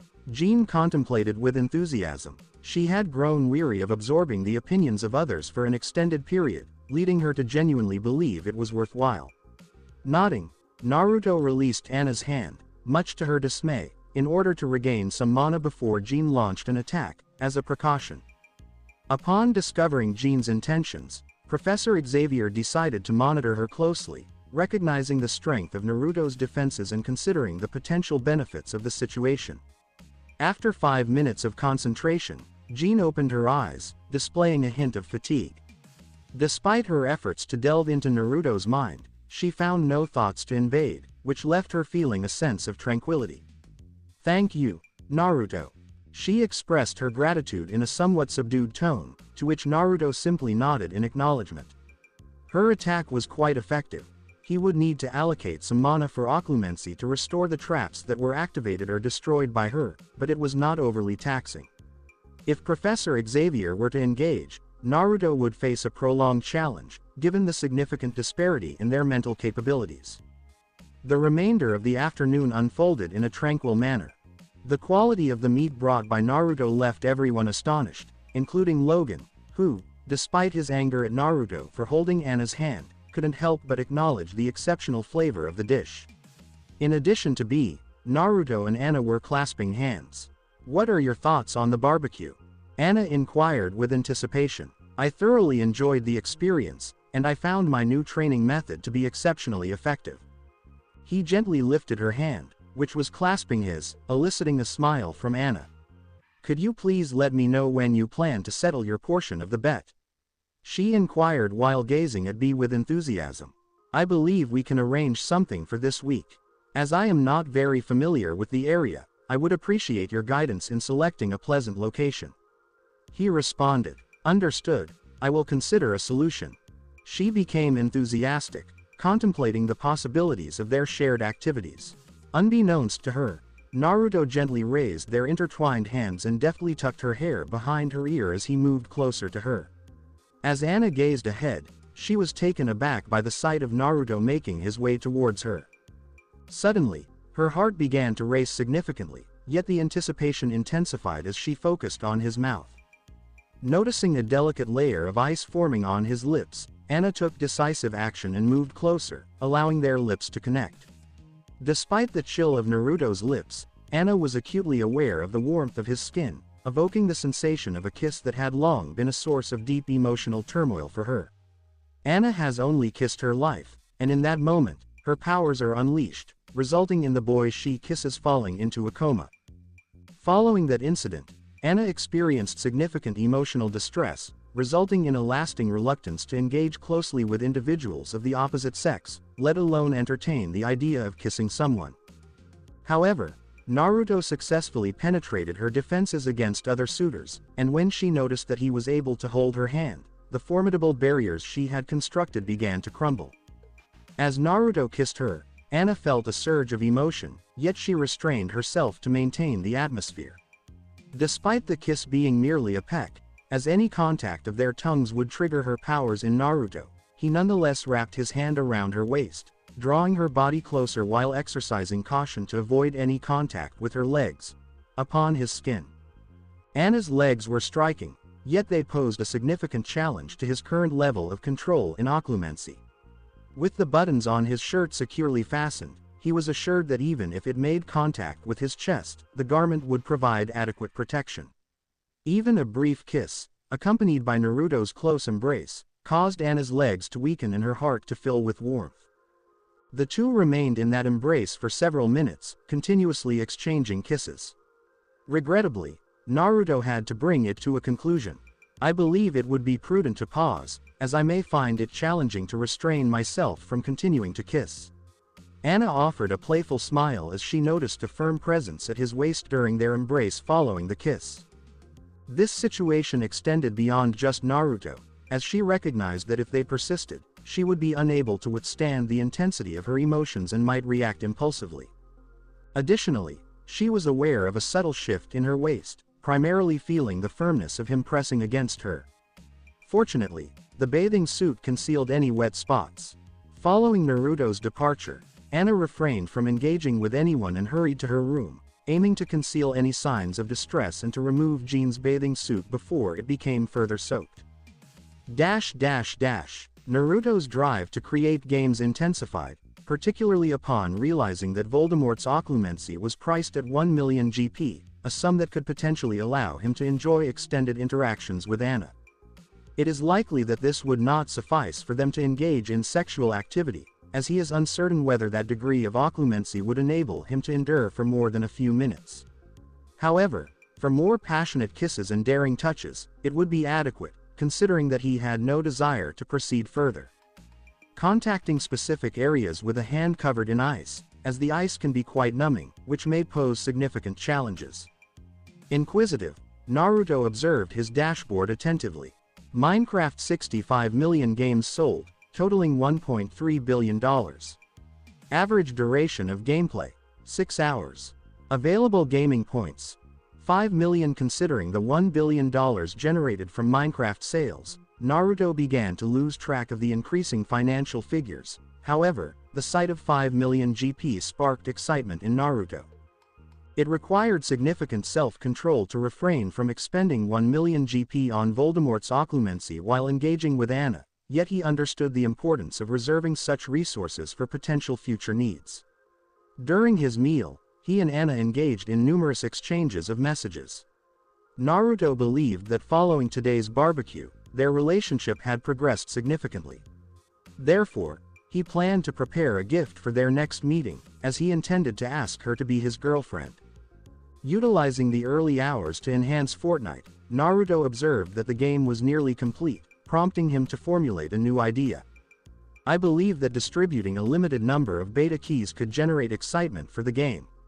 Naruto found it intriguing. Intrigued, he visited the Twitch website and observed that Minecraft had 4 million viewers, with more than 3,000 individuals streaming the game, attributed to the simplicity of live streaming while engaging in gameplay. After analyzing the top 50 streamers with the highest viewer counts, Naruto determined that these individuals would be selected to participate in the beta games scheduled for tomorrow. Each participant will receive an invitation for a friend, as the tournament will be conducted in pairs. It would be beneficial to consider a prize for the winner, wouldn't it? Naruto found the idea intriguing and chose to create a custom backpack for the top position. Ned successfully ascended to the position of mayor of Hypixel, and with his innovative ideas, players experienced significant improvements in the game, which brought him considerable satisfaction. Next to him was Petter, reviewing the items available at the auction in search of something that might capture his interest. However, he had already acquired everything he desired. Hulk engaged in combat with monsters in the dungeons, as this was his preferred activity in that environment. In that case, we can proceed with. Ned was addressing the livestream audience when, unexpectedly, a screen materialized in front of him. You were cordially invited to take part in the Fortnite closed beta. Would you like to proceed with the acceptance? Ned was taken aback by this and promptly agreed without hesitation. You have received one invitation to Fortnite. Your access to Fortnite has been granted. Unexpectedly, 2 paper invitations featuring the Fortnite emblem materialized in Ned's hand. Printed on the document was the instruction, "Tear here to initiate download." Upon noticing the invitations in Ned's hand, the audience initially paused to respond, but it wasn't long before their excitement grew significantly. Now, you have the opportunity to engage in Fortnite. I find myself feeling quite envious. I would like to have the opportunity to play Fortnite as well. TT, hello Ned, I would like to accept your other invitation. I am also interested. Please provide a price. Noticing the increasing demand for his invitation, Ned expressed his apologies to the audience and presented the remaining invitation to Petter. As Petter did not receive the notification regarding the Fortnite beta, he was unaware of the invitation's details. Please proceed to separate it down the center. Ned communicated to Petter while he performed the same action. Petter, exhibiting a lack of inquiry, expressed his bewilderment by tearing up the invitation. A small file was downloaded onto their computer shortly after they discarded the invitation, unbeknownst to them. Would you like to participate in Fortnite? Upon receiving this message, Petter experienced confusion until he fully grasped the situation at hand. Are we going to have the opportunity to play Fortnite? Petter inquired with enthusiasm. Absolutely. Ned expressed his enthusiasm and stated, "Please hurry, Pete. I am quite eager to discover what it is like over there." Ned promptly clicked on accept, not awaiting Petter's response, and observed a shift in his vision. Transitioning from the structured environment of Fortnite, he found himself in a setting reminiscent of a military firing range, complete with a modest open field in the background.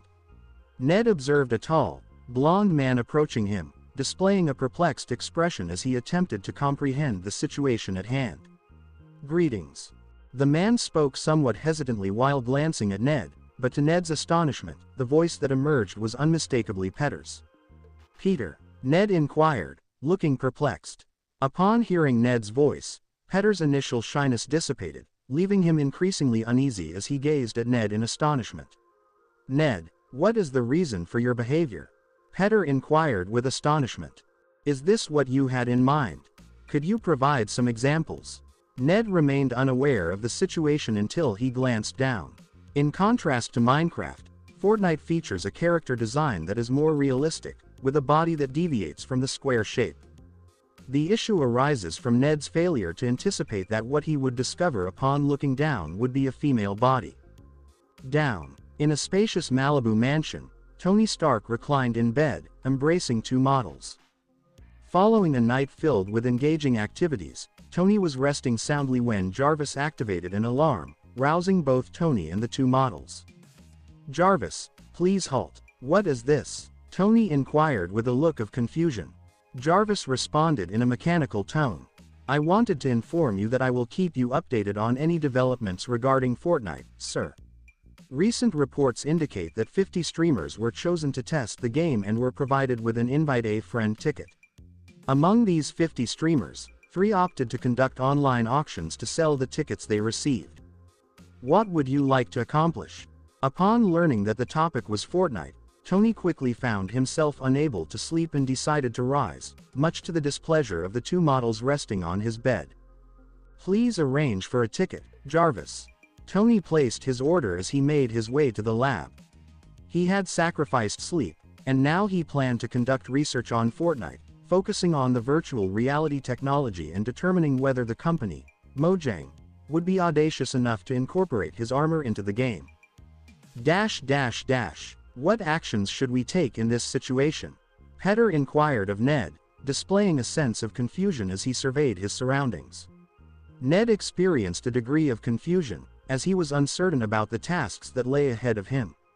A few seconds later, a screen materialized before them. Welcome to Fortnite. This location serves as the hub where you can invite up to 3 friends to assemble a team. Once the team is established, you can proceed to join the queue to engage with other players. As a participant in the beta version of the game, please be advised that online game functions will be temporarily disabled. Are we unable to proceed with the game? Ned felt perplexed as he contemplated the purpose of being invited to the game when he was unable to participate. However, as I contemplated this uncertainty, another screen emerged subsequently. The player has the opportunity to engage in training focused on Fortnite features and game mechanics. In 13 hours, 57 minutes, and 21 seconds, a tournament will commence featuring 100 participants from the closed beta. Please take the necessary time to familiarize yourself with the game, as there will be a limited number of prizes awarded. Is there going to be a tournament? Peter was enthusiastic. Ned observed an additional detail. It seems that the tournament prize will be a limited item, indicating that this could become as rare for Fortnite as the Ender Dragon skin is for Minecraft. Upon hearing this, Peter was not only taken aback, but the millions of viewers watching the livestream were equally astonished. The significance of the Ender Dragon skin in Minecraft was well understood, leading to disappointment among many when they realized they had missed the opportunity to obtain that award in Fortnite. Would you like to begin the tutorial? A window emerged for Ned and Peter. The two agreed, given the lack of other options. Moments later, the two discovered they were aboard a school bus. Could you please clarify what this is? Will we be traveling to the battlefield by bus? Ned inquired with a sense of confusion. However, Peter soon responded with astonishment. Ned, please direct your attention to the window. Ned gazed out the window and became motionless. In contrast to Minecraft, which presents its world in a block format despite having somewhat realistic graphics, Fortnite offers a different experience. While it retains a slightly cartoonish aesthetic, Naruto enhances its realism through the use of the Battle Royale AAA game engine. During the conversation between Peter and Ned, it felt as though there was a genuine presence before them. Ned found the situation somewhat unusual as he observed a tall blonde man speaking with Peter's youthful voice. Conversely, Peter experienced an even greater sense of strangeness as he encountered a lovely woman with brown hair conversing in Ned's voice. As Ned gazed out the window, he perceived what lay before him as the true reality. A compact area populated with numerous small dots resembling cities, correctional facilities, an oversized wooden chair, and a variety of other elements. This vehicle will transport players into the arena of competition. Your group can designate locations on the map simply by focusing on them, resulting in a pillar of colored light appearing at the marked spot, thereby enhancing communication regarding specific areas. Please indicate it on the map. Ned observed the unusual giant chair and contemplated the idea of marking it in that location. A red symbol emerged instantaneously, while simultaneously, a blue symbol appeared in a different location, signifying that Peter had also achieved success. Excellent. During the bus ride, you will have a strict time limit of 60 seconds to make the decision to jump.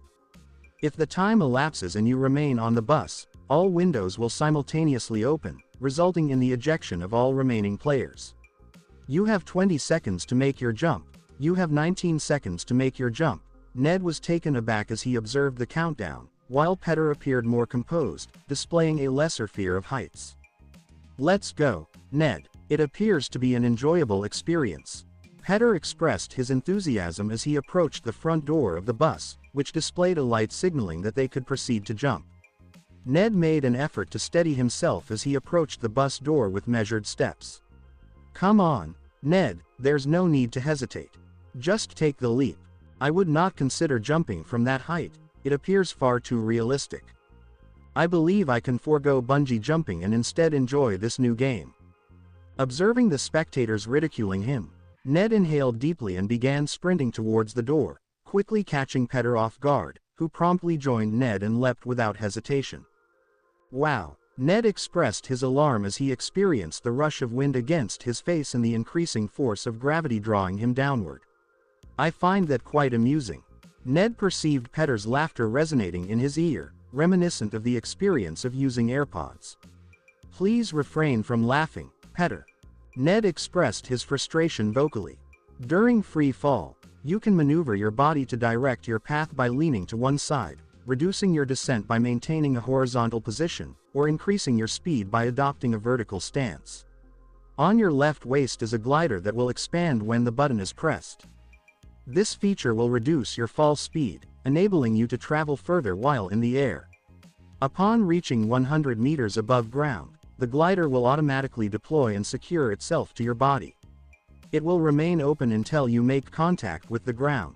Therefore, it is essential to manage your descent speed effectively to avoid being targeted by players who have descended more rapidly. Following this unexpected revelation, Ned and Petter discovered the presence of weapons on the ground, encountered chests containing various weapons, acquired knowledge on utilizing healing and shield items, and even realized they could operate vehicles found on the streets. The most unexpected revelation was a blue piece of paper accompanied by a pencil at their waist. Utilizing this extraordinary paper allowed them to access materials such as wood, bricks, or metal for construction purposes. Petter dedicated time to constructing a wooden house, whereas Ned focused on creating a brick castle. Upon discovering the ability to gather resources and construct structures, their initial impression of Fortnite was that it appeared somewhat uninteresting, as it seemed to share similarities with Minecraft. While they remained indoors, gunfire echoed outside, causing alarm for both Ned and Petter. As they observed, two individuals were sprinting while discharging firearms towards their residences, fleeing from an unusual purple mist. Please return fire, Petter. Ned expressed his anger vehemently upon discovering the destruction of one of his castle walls, momentarily disregarding the presence of the purple mist. Petter expressed his frustration, as his wooden house had sustained even greater damage than Ned's castle. In response, he armed himself with a machine gun and began firing. To their surprise, as soon as they fired, the two opposing players began constructing a ladder upward. What actions are they undertaking? Ned experienced uncertainty as he examined the ladder. However, he quickly grasped the situation. At the base of the stairs, the two opposing players emerged only with the tips of their heads visible, their weapons aimed as they began firing at Ned and Petter. They have taken action to exploit high ground. Ned was extremely angry and proceeded to take the magic paper from around his waist, constructing walls to protect himself. Before any of the four met their demise, the purple mist enveloped them, prompting the two opposing players to disregard Ned and Petter and retreat. Meanwhile, Ned and Petter experienced labored breathing as they noticed a decline in their health bar. Petter, this fog is toxic, proceed with caution. Ned shouted as he sprinted away, departing from his castle. Petter recognized this as well. However, rather than exiting the mist, he returned to their previous location. Ned found himself perplexed by Petter's actions. However, he placed his trust in his friend and chose not to inquire further as he continued to run. Soon, he heard the sound of an engine approaching from behind, and in the driver's seat of a pickup truck was Petter, driving erratically, clearly frightened. Please enter, Ned, Petter exclaimed. Ned swiftly leapt into the truck bed, gripping a machine gun as he scanned for the two adversaries. His heart raced as memories of the Hypixel War flooded back to him. The last time I experienced such a surge of adrenaline was during the intense battle between Notch and Herobrine. This is incredibly enjoyable. Ha ha. Ned began to laugh uncontrollably in the back of the truck. This appears to be quite enjoyable. I would like to participate as well. Ned resembles the lead character from an action film. The comments during the livestream expressed astonishment at the unfolding events. The viewership for Ned's live session increased from 1.2 million to 2.6 million in a brief period. The viewer count was increasing significantly, not just on Ned's livestream, but across the other 50 livestreams of the participants invited by Naruto as well. Minecraft has experienced a significant increase in viewership, doubling the number of viewers within minutes of the Fortnite beta launch. News outlets covered Fortnite extensively, while analysts examined the game, striving to understand the myriad of new elements presented. The viewers of the live streams, particularly those engaged with Hypixel's Hunger Games, expressed considerable enthusiasm upon observing that Fortnite appeared to be an enhanced iteration of the Hunger Games concept. Featuring an array of weapons, vehicles, construction elements, and numerous innovative additions. I would like to engage in a game of Fortnite. A highly ranked player in the Hunger Games shared an emotional tweet. Naruto observed that the excitement surrounding the Fortnite tutorial was significantly increasing while watching live streams of players engaging with it. The adversaries encountered by the players were automated entities created by Naruto to demonstrate the strategic use of buildings in combat, highlighting their potential for providing cover and enhancing visibility. Naruto just shook his head, thinking about those pros who could crank out several builds in a second.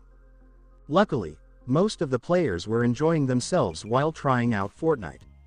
Just a handful got a bit too scared and ended up getting taken out by the bots Naruto created. Even with the bots having terrible aim, it seemed like the players were somehow even worse. I remember that famous quote in my memories that, "Never underestimate what a player can do." Words that Naruto thinks are really wise these days. He also heard about the Fortnite invite auction, but it didn't really bother him since he didn't care who was playing tomorrow. Even though it didn't really bother him, Tony Stark managed to snag one of the tickets at the auction, while someone who looked pretty important was eyeing one of the last 2 tickets left. "Hill, can you keep an eye on the auction for that ticket? Make sure you grab one for us. For the other one, just give it a shot. If you can, try to grab both, but we really only need one," Nick Fury said to Maria Hill, looking serious as he spoke to her. "Sure thing," Maria said before heading out of the office. Fury was planning to hand the ticket over to either Clint Barton or Natasha Romanoff. Both of them were fantastic marksmen and his top agents, so he knew they could really secure the win in tomorrow's tournament. After checking out how this game worked, Fury had to say it looked pretty impressive, not just for a good time. "If I have my agents trained by playing Fortnite for 2 hours every day, isn't that kind of like them being in life and death battles regularly? It would be incredible to see how much everyone's strength could improve." Nick began to mull this over and felt that his idea was starting to make more sense. It's a bummer, but the Golden Apple studies didn't really help out at all. Every time a scientist took a piece of the apple away, it would just dissolve and reappear in the apple after about 5 seconds, like nothing ever happened. Even if a guinea pig chowed down on the apple, it would pop back out whole in no time. They figured out that the apple was linked to Clint because he had this ability to summon it back. It seemed like he was the only one who could eat this golden apple and enjoy all the perks it offered. After a while of trying and not getting anywhere, S.H.I.E.L.D. finally threw in the towel on replicating or cloning the golden apple. Instead, they decided to focus on studying what happened when Clint ate it. Fortunately, everything went smoothly, and the results showed that the apple really did double his power. Sadly for Nick, they didn't pick up anything from watching Clint, which made all that hard work seem pointless. What if we could use the rewards from these games to create another super soldier? Nick was taken aback as he thought about it and recalled Clint's strength. Clint had no clue about his boss's plan to turn him into a super soldier like Captain America. But honestly, if he had known, it probably wouldn't have hit him so hard. The shock from munching on that golden apple had already flipped his thinking upside down from the get-go. What do you think should be possible or impossible in the world? Even though Clint had been training hard, he was still a bit on the thin side. But after munching on the golden apple, he packed on a ton of muscle, giving him a much more intimidating look. Interestingly, this didn't impact his flexibility at all, so his arrows stayed just as nimble as before. Plus, they got a significant upgrade in maximum force, doubling his attack power. If this golden apple went to an agent who relies on firearms, the boost in their combat skills might be significant, but it wouldn't stand out as much as Clint, who really flexed his muscles to pull that bowstring. "I'm thinking I might just order another bow," Clint smiled sheepishly, glancing down at the bow he was holding. This bow was created by S.H.I.E.L.D. scientists using some really advanced engineering ideas, allowing it to deliver twice the output with the same force an Olympic athlete would use. So, all the bow material was top-notch and really durable, but when Clint was using it, the line he shot the arrow with snapped. That ended up causing all the other parts to take a hit and break apart, too. Whoosh! Out of nowhere, Clint heard the metal door creak open. He quickly got to his feet, realizing that anyone stepping into his training space without permission had to be someone with equal or higher status than him. Nick squinted at Clint's eye as he noticed the broken bow in his hand and let out a sigh. "Did you get that bow a couple of weeks back?" Clint felt a bit shy and gave a sheepish smile while scratching the back of his head. "I'm going to get a better one next time, but for now, I have another task for you." Nick really got serious. Clint was taken aback when Nick came to him directly to share the task, since he usually found himself going to Nick instead. "Have you heard about Fortnite?" Nick plopped down and asked, leaving Clint shaking his head in confusion. While Nick was explaining Fortnite to Clint, Ned and Petter finally pulled off a win in the game. Even though they were up against bots, the excitement of taking down that last pair and experiencing time slow down while big golden words floated in front of them really got their hearts racing. Ned and Petter weren't alone. 35 other streamers also managed to beat the bots, while 15 others faced some mishaps and ended up losing the game. Viewers around the world were left shocked when, after finishing the tutorial, players found they couldn't continue playing. A message just popped up on the screen. Beta Championship starts in 13 hours, 27 minutes, and 9 seconds. The players, knowing they could only play in the championship the next day, just chilled in the training area. They were getting familiar with the weapons and the building that the game offered after the tutorial for them to use in the lobby, which still attracted a lot of viewers on live streams. Before long, the 3 auctions wrapped up, and the winners were chosen. Even though their identity was a mystery, Naruto figured out who he was after they used the invitations for the first time. It's pretty clear that Tony Stark received one of those invites, right? I mean, who else could really compete with him for it? Clint Barton received an invite thanks to some help from the government. It was a bit surprising for Naruto to see T'Challa, who's also known as the Black Panther, Shuri's big brother. Naruto figured that Shuri might be the third person to snag the ticket, especially since she was always deep into Minecraft. But then again, she probably didn't care much about the gun battles.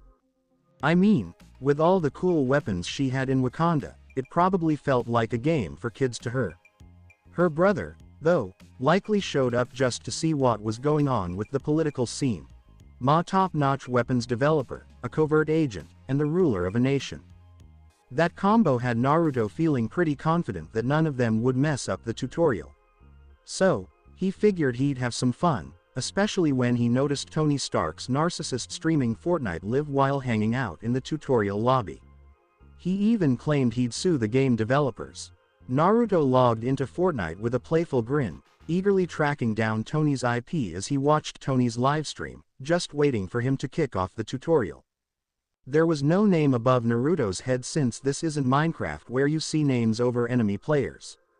But honestly, just looking at Naruto's appearance, I bet 99% of Minecraft players would recognize that skin right away. Wearing black shoes, gray pants, and a slightly baggy brown shirt. The clothes were pretty straightforward, but what really stood out was the red cape on this player's back. Instead of a creeper's face, it featured a golden logo that became super famous around the world. Mojang's logo, the team behind Minecraft and Fortnite. The cape fluttered in the wind, showing off some pretty realistic physics that Minecraft just can't match, making it look like something out of real life. He had a neatly trimmed black beard that went perfectly with the long black hair on his head. All of these features were pretty common, but when you combine them, he turned into one of the most famous characters in the Minecraft universe, Notch. Notch in Fortnite really stands out compared to Minecraft's blocky style. He looks like a real person with realistic proportions, and he seems to be in his 30s, which is how Minecraft players have always pictured him. While working on the other skins in the game, Naruto created Notch's skin. However, this particular skin would remain exclusive to Notch and wouldn't be available for other players to purchase. So, about Herobrine's skin, Naruto's got some plans for it down the line. So, with Notch finally showing up, Naruto saw that Tony had kicked off the Fortnite tutorial and decided to check it out. "Tony, let's have some fun." Naruto laughed a bit as he hopped onto Tony's tutorial server. So Tony's about to log into the Fortnite tutorial, but it looks like he's flying solo without any friends to join him. Is he really going to tackle this all by himself? I don't think that's the case. Don't you remember that the streamers who sold the invites had bots on their team to help with the tutorial on reviving players? Yeah, so it looks like Tony is likely going to be playing with a bot, huh? I believe so. Comments like that popped up in Tony's livestream chat. He took to Twitter to share that he was going to do a Fortnite livestream, and in under 10 minutes, he already had 3 million viewers tuning in. When he saw Tony show up on a bus, he couldn't help but start criticizing. Isn't it a bit uncomfortable? If I'm going to play, wouldn't it be nicer if this bus was in better shape? I wouldn't be shocked if people end up not enjoying this game after dealing with a chair like that. Tony grumbled a bit as he shifted around in his bus seat, acting like it was super uncomfortable. He thought it would be a good plan to make Fortnite seem less appealing to players, hoping that fewer folks would end up buying the game. At the very least, he wanted to cause some losses for Mojang, especially since he couldn't track down that company at all. Honestly, I feel like the bus seat is super comfy. A voice Tony didn't recognize came from the backseat. As Tony glanced back, he noticed a guy with long black hair and a well-groomed beard. Tony couldn't help but notice that this guy looked really good. In fact, he thought there was a bit of a resemblance to himself. "Who are you?" Tony asked, his brow furrowed, not really expecting anyone else to join him in the game.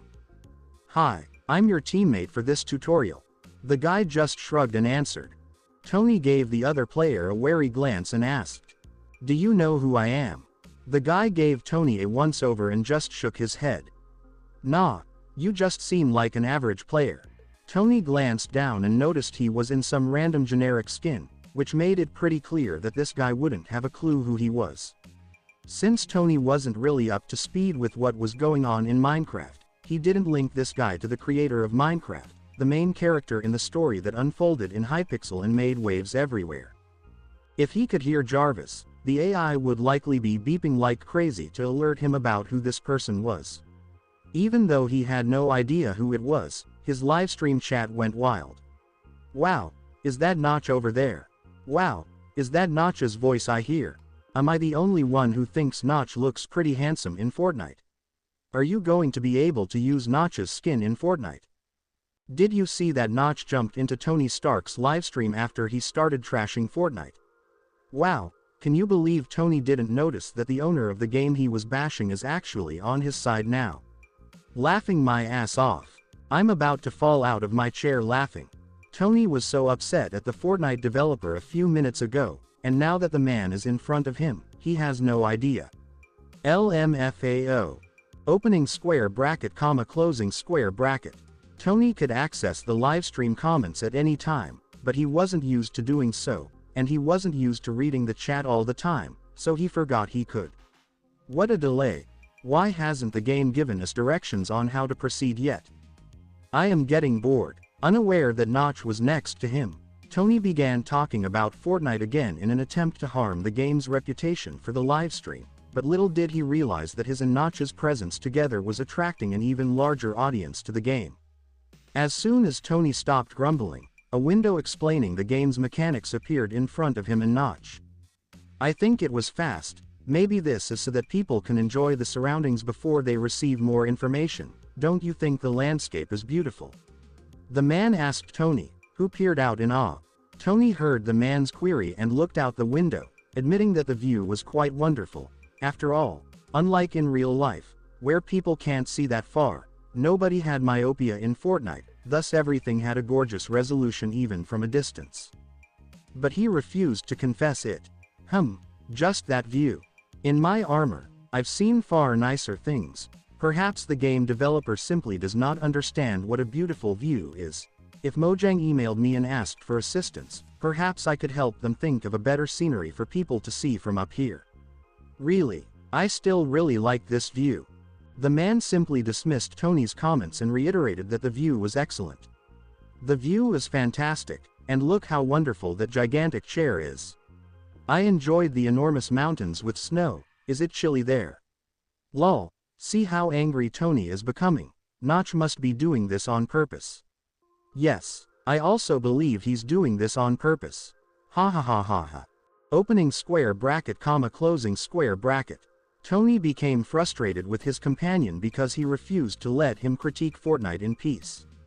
As a result, Tony didn't say much and simply jumped off the bus's front door, unable to speak to this man any longer. Tony wasn't terrified of heights because he'd been flying in his armor for a long time, and he knew it was all for fun. To Tony's disappointment, as soon as he leapt, the man jumped after him, staying quite close to him as they both dropped. "Hey, isn't this free fall fun?" the man asked with a smile, amusing himself by falling through the air.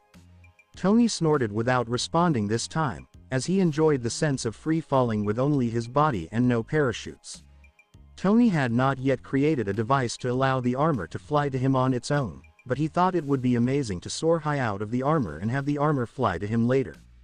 But he didn't acknowledge it was enjoyable. "Yacht to me," the man said it with a smile. Tony disregarded it and remained erect in order to fall faster and escape from this bothersome individual. Lol, Notch seems like he came to play with Tony only to annoy him. "I'm going to die laughing." The tremendous genius, billionaire, philanthropist, and CEO of Stark Industries, was angry off by Notch in front of millions of people for such meaningless comments. "Notch is really mean, lol. Tony looks like a Tsunere." Naruto amused himself by thinking, "Stop ignoring me." The man spoke to Tony as he followed him and proceeded to praise everything he saw in Fortnite. Tony had already run out of patience with this obnoxious and clueless man. Tony was perplexed as he turned towards the man, seeing that the man's countenance had abruptly changed from enthusiastic to solemn as he stared up into the sky. Despite his fury, Tony's curiosity got the best of him, and he asked, "What is happening, Iron Man?" The man responded, his voice heavy. Tony froze as he heard the man's reply. Despite asking if the man knew him, after the man stated that he didn't know who he was because of skin, Tony had not yet stated his name, thus how did the man know he was Iron Man? "How do you know?" Tony inquired in confusion. "Because I saw it," the man responded, remaining serious. But, before Tony could respond, the man continued, "I swore to kill Iron Man." Tony sensed the situation was becoming dangerous, so he raised the machine gun in his hand and pointed it at the man. He wasn't sure if he could hurt his pals, but it was better to be certain than regret it later. That was a little scary. Does Notch truly want to kill Iron Man? It was creepy how he said it. Should I contact the police? Opening square bracket, closing square bracket. Concerned remarks began to appear on the broadcast screen. The number of watchers had already increased to about 9 million, and it was only increasing. Not only was the public concerned, but extremely influential people were astonished to learn that Notch seemingly planned to kill Tony Stark. "Jarvis, get Tony out please." Pepper was worried as she stood up from her workplace chair.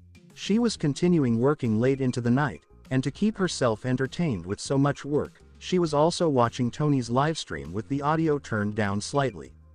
She hadn't been paying much attention to their chat, but when she heard Notch say he wanted to kill Iron Man, she became very concerned and yelled at Jarvis. "Ms. Potts, Mr. Stark is not stuck in Fortnite. From my readings on his physical and mental state, he just didn't want to leave the game." Jarvis replied calmly, which let Pepper relax a little.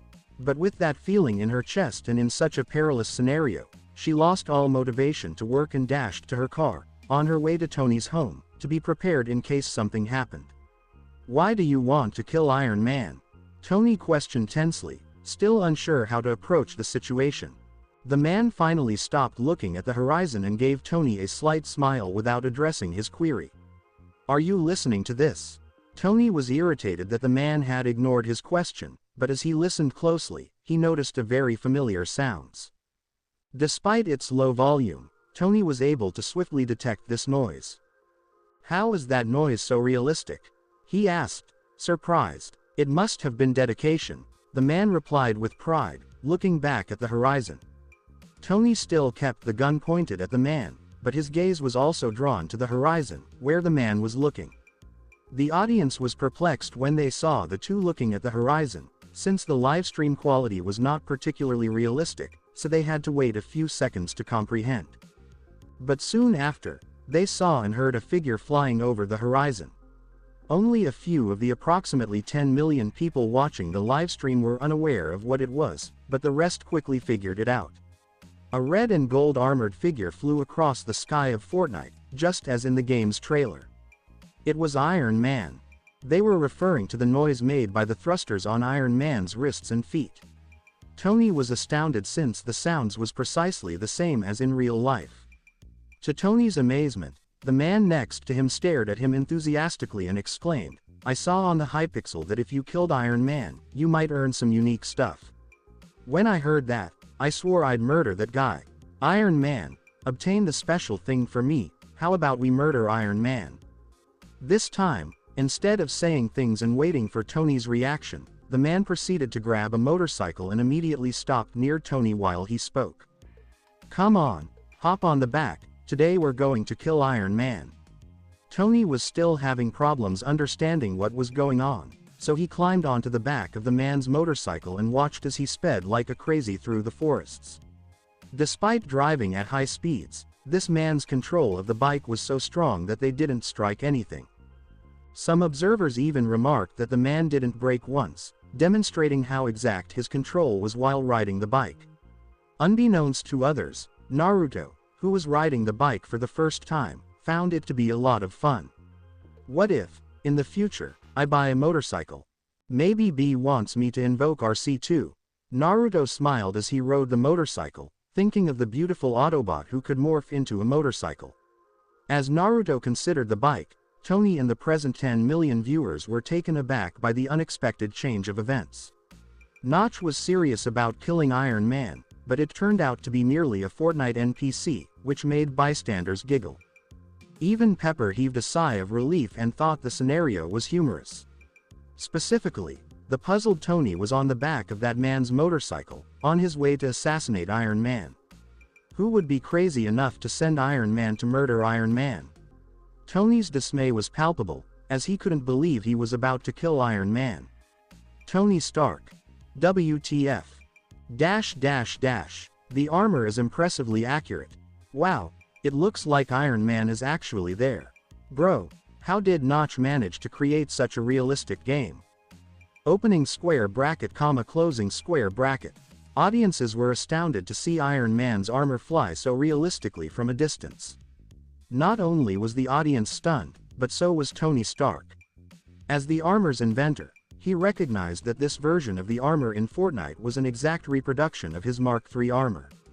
Damn, the developer of this game is so shameless. Tony moaned in annoyance as he sat on the back of Notch's Harley, looking at the Mark III, which was growing closer. Notch heard that and smiled with the corner of his mouth. If I'm not wrong, they plan to get in touch with the armor's creator to pay a part of the game's profits to the creator. Was this truly Naruto's idea? Did he just exploit Iron Man's suit to get people excited about the game? What about the money? Naruto didn't have to worry about it anymore because he had more than $1 billion in the bank. He could also buy everything he wanted with GP, since the less exciting things didn't cost much. He wouldn't want to be friends with Iron Man when he could just pay a lot of money to use the armor's image, which would make both of them pleased. Tony was one of the richest persons in the world, but he could still manufacture other armors if he had a few $100 million more in his bank account. Tony was very astonished to hear that. Really? Because it seems like you can't get in touch with the people that made this game. He tried to learn something. Notch shook his head. Honestly, if the person who made Minecraft and Fortnite doesn't want to be found, it will be hard to find out anything. But it's not a problem if he wants to. Tony had to agree that this man was true. The things this Mojang could do were really wonderful. It could not only take the player's mind into a virtual world, but it could also transfer objects from that realm into the actual world, like the player's capes or the golden apples. Tony was too concentrated on the skies and the flying armor to see that the golden Mojang emblem was on the crimson cape of the player riding the motorcycle in front of him. Notch stopped the bike and got off when they were close enough, which confused Tony. "We're still a little way off. Won't he run away?" Tony asked. Notch only shook his head. "Have you ever seen Iron Man run away?" This line from Notch made Tony smile with pride. It was the first time he felt that this obnoxious man had said anything beneficial, which improved Tony's opinion of Notch a little better. Notch didn't say anything, but he took his rifle and aimed it toward Iron Man. Bang! Notch's sniper rifle made a loud boom, and a second later, the flash of the bullet impacted Iron Man's armor, making an HP bar appear above the armor's head. Iron Man went to where he had been shot and glanced at them for a second. Then he started to fly at tremendous speed and pointed his hands at the two. Phew! Few lasers started coming out of Iron Man's hands and aiming at Notch and Tony, who were in sight. This prompted Tony run and hide, while Notch took the miraculous blueprint and started creating a turret around him to shield himself while shooting. Tony was startled to see how quickly Notch built a brick house. He felt unsafe because Notch was safe inside the house, but Tony was just behind a tree, where he was much more exposed. Notch was always changing the build so that he could protect himself when he needed to and shoot when his firearms were loaded. Wow, you can use the buildings in the game like this. Notch built a building in a few seconds, like he had the best cover for a fight in his pocket. The fact that the game designer and regular players use building in battle so differently shows that he built this building system to be a mobile fortress. No one would think of doing something like that in the lesson, would they? I've seen streamers make various ramps to protect themselves, but I've never seen someone make a mansion like Notch's. Opening square bracket ... Iron Man's life was going down fast, but not fast enough. He drew close to Notch and Tony in a short amount of time, and his bullets got even faster. Notch was safe since so many lasers were launched, but Tony, who was sprinting, thought this was unfair. Why was Iron Man focusing on Iron Man? Why don't you make it too? Tony was surprised when he heard Notch's voice on his ear communicator. Yes, I can build too. Why didn't I think of that before? Tony quickly exchanged the rifle in his hand for the miraculous blueprint. Without changing the material, he started frantically putting up wooden walls around him. Then he switched to floors and filled in the roof, finally feeling safe. But the gamers were surprised when Iron Man noticed that the two players were safe inside their buildings. A small compartment opened up on the armor's shoulder. A lot of people on the webcast didn't pay much attention to this little compartment, but Tony was astonished when he saw it come up. Oh my god, he yelled as he tried to get out of the wooden house he built, but he had put so many levels of wooden walls around it and hadn't practiced enough to be able to edit it quickly, so he was stuck within for a few seconds, attempting to get out. Notch, on the other hand, just opened a door in the two-story tower he built and hopped in as he hurried away. He and Tony both knew what was going to happen. People watching the livestream were confused. What was the small thing that opened on Iron Man's shoulder that made Tony and Notch want to run away so badly? It was hard to see as many details on the livestream because they were watching it on a screen. But they soon got the answer. Swoosh, two things that looked like little pens flew toward Notch and Tony's buildings. When Tony heard the rocket, he became even more desperate to go, but his desperation made it hard for him to fix the walls he had built. He finally gave up and tried to break it with his hands. Sadly, Tony didn't have enough time to feel the explosion. Boom! Tony's building was entirely demolished by a large explosion. His body flew several meters away, and a message appeared on his screen. Iron Man killed you, Tony. But I am the Iron Man. ... Tony was so upset that he died because of the missile he made for his armor that he didn't even wait to see what happened and left the game. The webcast ended when he left, but Tony didn't care. The first thing he did was go to his lab and make changes to the armor so that no one could use it against him. He knew how horrible it would be to have to cope with the armor. Jarvis said this on the way to the lab. Mr. Stark, Mrs. Potts has called you 6 times and is on her way here. I think she will be in the garage in 5 minutes. What happened? Tony asked. What do you mean? She was worried about your safety when Notch said he wanted to kill Iron Man. Jarvis said something. Notch, isn't Notch the one who made Minecraft? Tony asked, even more confused. Based on what livestream viewers and some news sites said, the chances that the person who was with you in that game is Notch, the creator of Minecraft and Fortnite, are greater than 90%.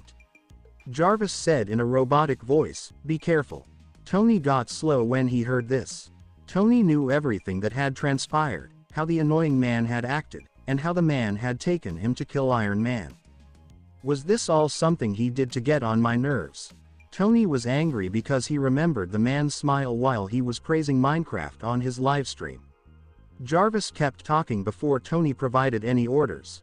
Not long after the alleged Notch in the video said he would contact Iron Man to pay royalties, an email from notch@mojang.com arrived in your personal account, sir. The email said that if you were interested, some of the profits from Fortnite this month would be sent to your account. Tony was happy to hear this since it showed that Mojang really cared about him. Even if they never asked him if they may wear the armor, at least they were ready to pay. He understood that if Mojang didn't want to pay anything, he would have to just take it without saying anything, because he couldn't even find the company's email address. Did you learn anything from his email? No, sir. I couldn't even figure out the domain this email came from, even though I tried everything I could think of. Jarvis said something. Tony nodded because he had already thought of this outcome. What will my cut of the profits be? Sir, they didn't say in the email. Jarvis said something. Tony grimaced since he knew how annoying Notch was. If Notch didn't mention how much he would pay him for it, Tony started to think the worse. This guy can only pay me 0.1% and say that's royalties. Tony was mad again, but at least he was getting something out of it. Don't give up on finding Mojang, Jarvis. And if you hear anything about Notch, let me know right away. Try to respond to the email and set up a time to meet Notch in person. Jarvis said yes, and Tony went back to working on the armor before Pepper got there. Naruto also logged out of Fortnite after Tony left. Even though the livestream was over, 14 million people were still talking about what they saw. News sites were reporting on it in dozens of languages, and people from all over the world were paying attention to this strange game that even Tony Stark played. The part where Stark dies for Iron Man quickly became a meme all over the world. Naruto didn't know that people from other worlds were also interested in Fortnite, not only those from his own planet. Heimdall, tell us about the war in the mortal world on Hypixel. Thor exclaimed with excitement as he came back from a mission to another world. Heimdall sighed as he glanced at Thor and his friends. It was a great war. Millions of people took part in it, and the number of opponents who lost was too high to count. Even two gods fought in it. Thor and his friends were shocked when they heard this. Which gods joined? Do I know? Heimdall shook his head. I don't even know them. I couldn't tell if these beings are gods in real life or just gods in the Minecraft world, but based on how strong they were, I would say their power is on par with the best warriors of Asgard. It really got Thor fired up. He really enjoyed a good fight, but the other gods he knew from different pantheons were more about chilling out, having drinks, and enjoying themselves. So, when he found out that two powerful gods had popped up, it definitely got Thor fired up, even if it was just in that particular world. Hey Heimdall, can you share the details of this war with us? Sif said with excitement, as she was also a fan of a good battle. Heimdall nodded and, without glancing their way, began to share what he observed, all while staying focused on his work and keeping an eye on the 9 realms. So, after what I shared with you all, the young warriors listened to Heimdall's explanation, and their excitement grew with each word. They were especially thrilled to hear about the Green Warrior battling a giant monster and the dragons that were trying to wreak havoc on the city before the mortals could take them on. Wow, it's a shame there aren't any wars like this for us to get involved in. Thor let out a disappointed sigh. Heimdall said something that really got the warriors pumped up. So, it seems like the god who made that world is now working on something that feels like a mortal battlefield. A spot where 100 people will battle it out for resources, and only the final survivor will rise as the ultimate champion. Heimdall chatted about Fortnite and explained how it all worked. Thor and the warriors couldn't believe what they were hearing. Imagine a spot where you can just relax and not think about death, where only the strongest out of 100 battles comes out on top, all while there's a ranking system for the mightiest competitors throughout history. How cool is that? Thor turned to his friends and spoke seriously. We really need to get involved in this. His companions nodded excitedly, and even though they had just come back from a mission where they faced some enemies, it didn't even faze them. Little did Naruto know, the least significant warriors of Asgard had their fate altered, as they now had the desire to head to Midgard and battle other mortals for the title of champion. Thor, who used to have this wild plan to stir up some mischief in Jotunheim, now just wanted to head to Midgard and enjoy himself. Just one person caught on to this change, the Earth's Sorcerer Supreme. They realized that the timeline was shifting into something completely different. Naruto had no idea the Asgardians were planning to come to Earth, but honestly, even if he did, he wouldn't be too concerned about it. Ever since Fortnite was announced, Naruto has seen a big jump in the number of daily Minecraft viewers. It's interesting because some folks are tuning into her live streams as if they're playing Fortnite, but really, they're just using that time to break down what was shown in the Fortnite trailer or beta that other players got to try out. So, after finishing the tutorial, players found themselves unable to continue playing, which meant they had to hang tight until the tournament kicked off in a few hours. 70 million games sold, which adds up to $1.4 billion. You've got 5,800,000 gaming points available. The surge in news really boosted Minecraft sales significantly in a short period. Every hour, they were selling at least 1 million units. And Naruto's profits didn't stop there. He also raked in GP and cash from players' VIPs and private servers. Even though it was pretty affordable for each player, when you add it all up, Naruto's income from that alone was already sitting at $400 million. Naruto's sales revenue is already close to 2 million, adding to the numbers for Minecraft. He was reflecting on how careful he had been with his spending when he first left home, concerned that he wouldn't have enough GP to pursue his future projects. But now, Naruto felt a sense of relief. He started to picture the earnings from Fortnite, which were way better than what he made from Minecraft. With the game's release, he realized he could take it easy and work on a bunch of games at once. As the Fortnite hype kept building, the moment for the tournament had finally arrived. Even with just over an hour to go before the tournament kicked off, there were still millions of people hanging out in Minecraft. It's really become a part of their everyday routine, hasn't it? A group of unusual players was wandering around the street of Hypixel, stopping to check out what seemed like a coffee shop right in the center. The players around quickly figured out that this group was made up of newbies, mainly because 4 of them were sporting Steve's skin and 1 had Naruto's skin. The 4 were checking things out with plenty of curiosity. Thor, so it seems like we can't join the tournament. One of the Steves asked the Steve who seemed to be in charge. The Steve with the name Thor above his head turned to the Steve he was chatting with, who had the name Hogan, and replied with a hint of disappointment after hearing a random player's response when they asked about the tournament they were in. What would happen? Looks like we can only catch this tournament since all the seats are full. But hey, the next ones are going to be public, so we'll get our chance to show what we can do. The other Asgard warriors perked up again as they listened to Thor's explanation.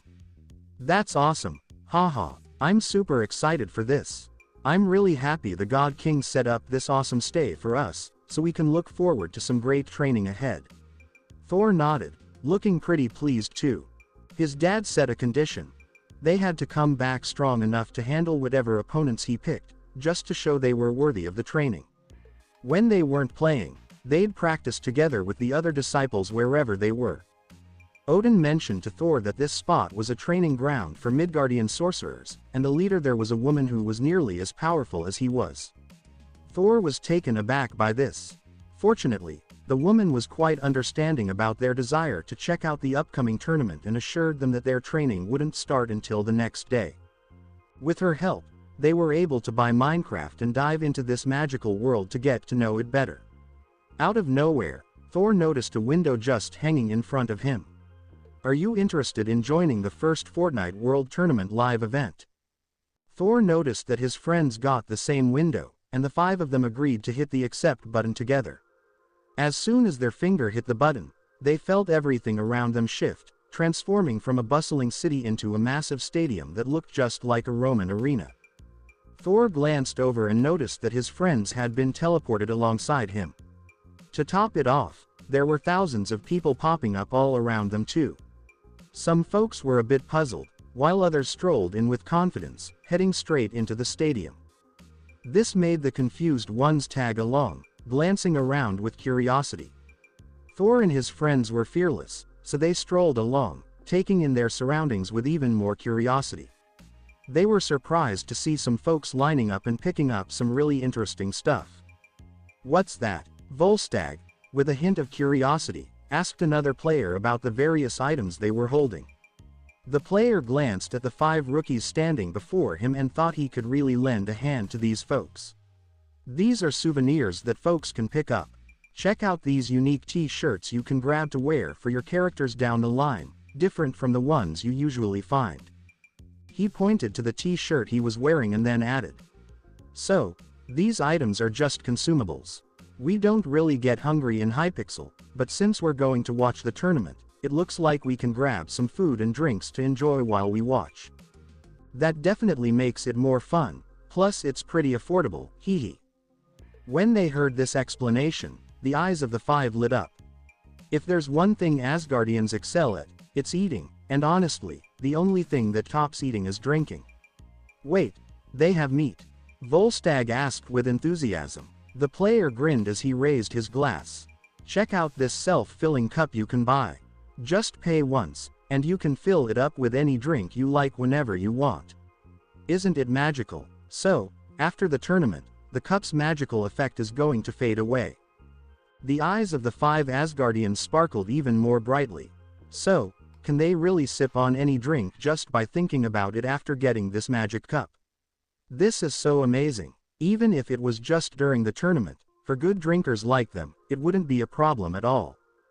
They could easily down several barrels of meat, or even Odin's special wine, before the tournament wrapped up. "Come on, let's do this." Thor, all pumped up, grabbed his friends and got them in line, ready to snag their goodies as well. Even though Hypixel has a ton of technology, all the attendants at those stores were just villagers. There were tons of villagers helping out the players, but the queues were still pretty long. After a few minutes, the 5 Asgardians made their way to the stadium seats, juggling a bunch of food bags and a big purple cup that they just couldn't put down. "Thor, coming to Midgard was such a great choice for us," Sif exclaimed with a huge foam mustache above her mouth, after sipping a tasty drink she had once tried from her dad's secret stash. Even though that was more than 500 years ago, it tasted just as good as she had imagined, which only deepened the Asgardians' admiration for the god who created this world. Volstagg chuckled as he stuffed 2 hot dogs into his mouth at once. So, when it came time to pay for those things, the villager casually asked if they wanted to use the credit card linked to their account. They hadn't even considered it and just said yes, even though they had no clue what a credit card actually was. The 5 Asgardians picked seats in the middle of the stadium and couldn't help but admire the stunning beauty of this Midgardian arena. Even though it's built with square shapes like Minecraft, the creator really captured something beautiful here. You've got ender dragons swirling around the stadium, and the seats are divided by different biomes where the Asgardians are hanging out. In the end biome, everything was decked out in white marble, giving it a really luxurious vibe.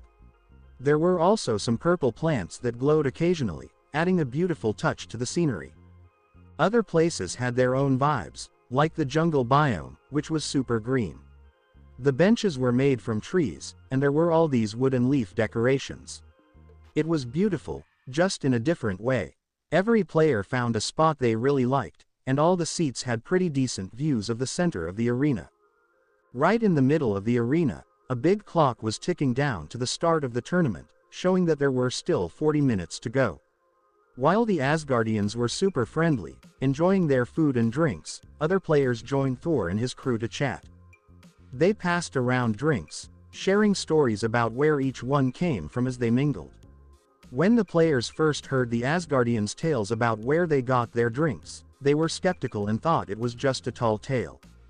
But after giving it some thought, they realized it would be way more entertaining to create a magical backstory for their favorite drink, since that's how they really saw it. They were getting creative, so they began inventing all sorts of things, which really brightened up the atmosphere. The Asgardians had no idea that the players were just spinning tales. They genuinely thought that this deliciously sweet black drink was crafted by a brilliant alchemist who combined the acid from a fierce serpent with the poison of one of the most addictive plants out there. It was wild how something so dangerous and deadly ended up being a favorite among the Midgardians. When the Asgardians tried this drink, they couldn't help but notice how intense the snake's acid was. It made their tongues tingle. But hey, the sweet flavor was pretty delightful too. As laughter and cheers filled the stands, the last few folks settled into their seats. The players glanced around and sensed a crowd of at least 100,000 in the stadium. When they checked their phones, they saw messages from friends, revealing that there were several other stadiums buzzing with excitement too.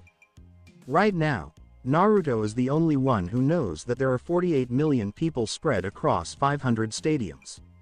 If Naruto charged just $1 for each ticket, he could rake in $50 million in no time, but he chose to go with a different way to make money. It didn't cost anything to join in, but you'd need to pay for snacks and drinks at the stadium.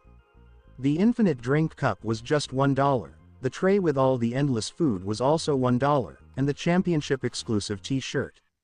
Yep, that was $1 too. Overall, to really enjoy the experience and grab the goodies they were after, players just needed to spend $3.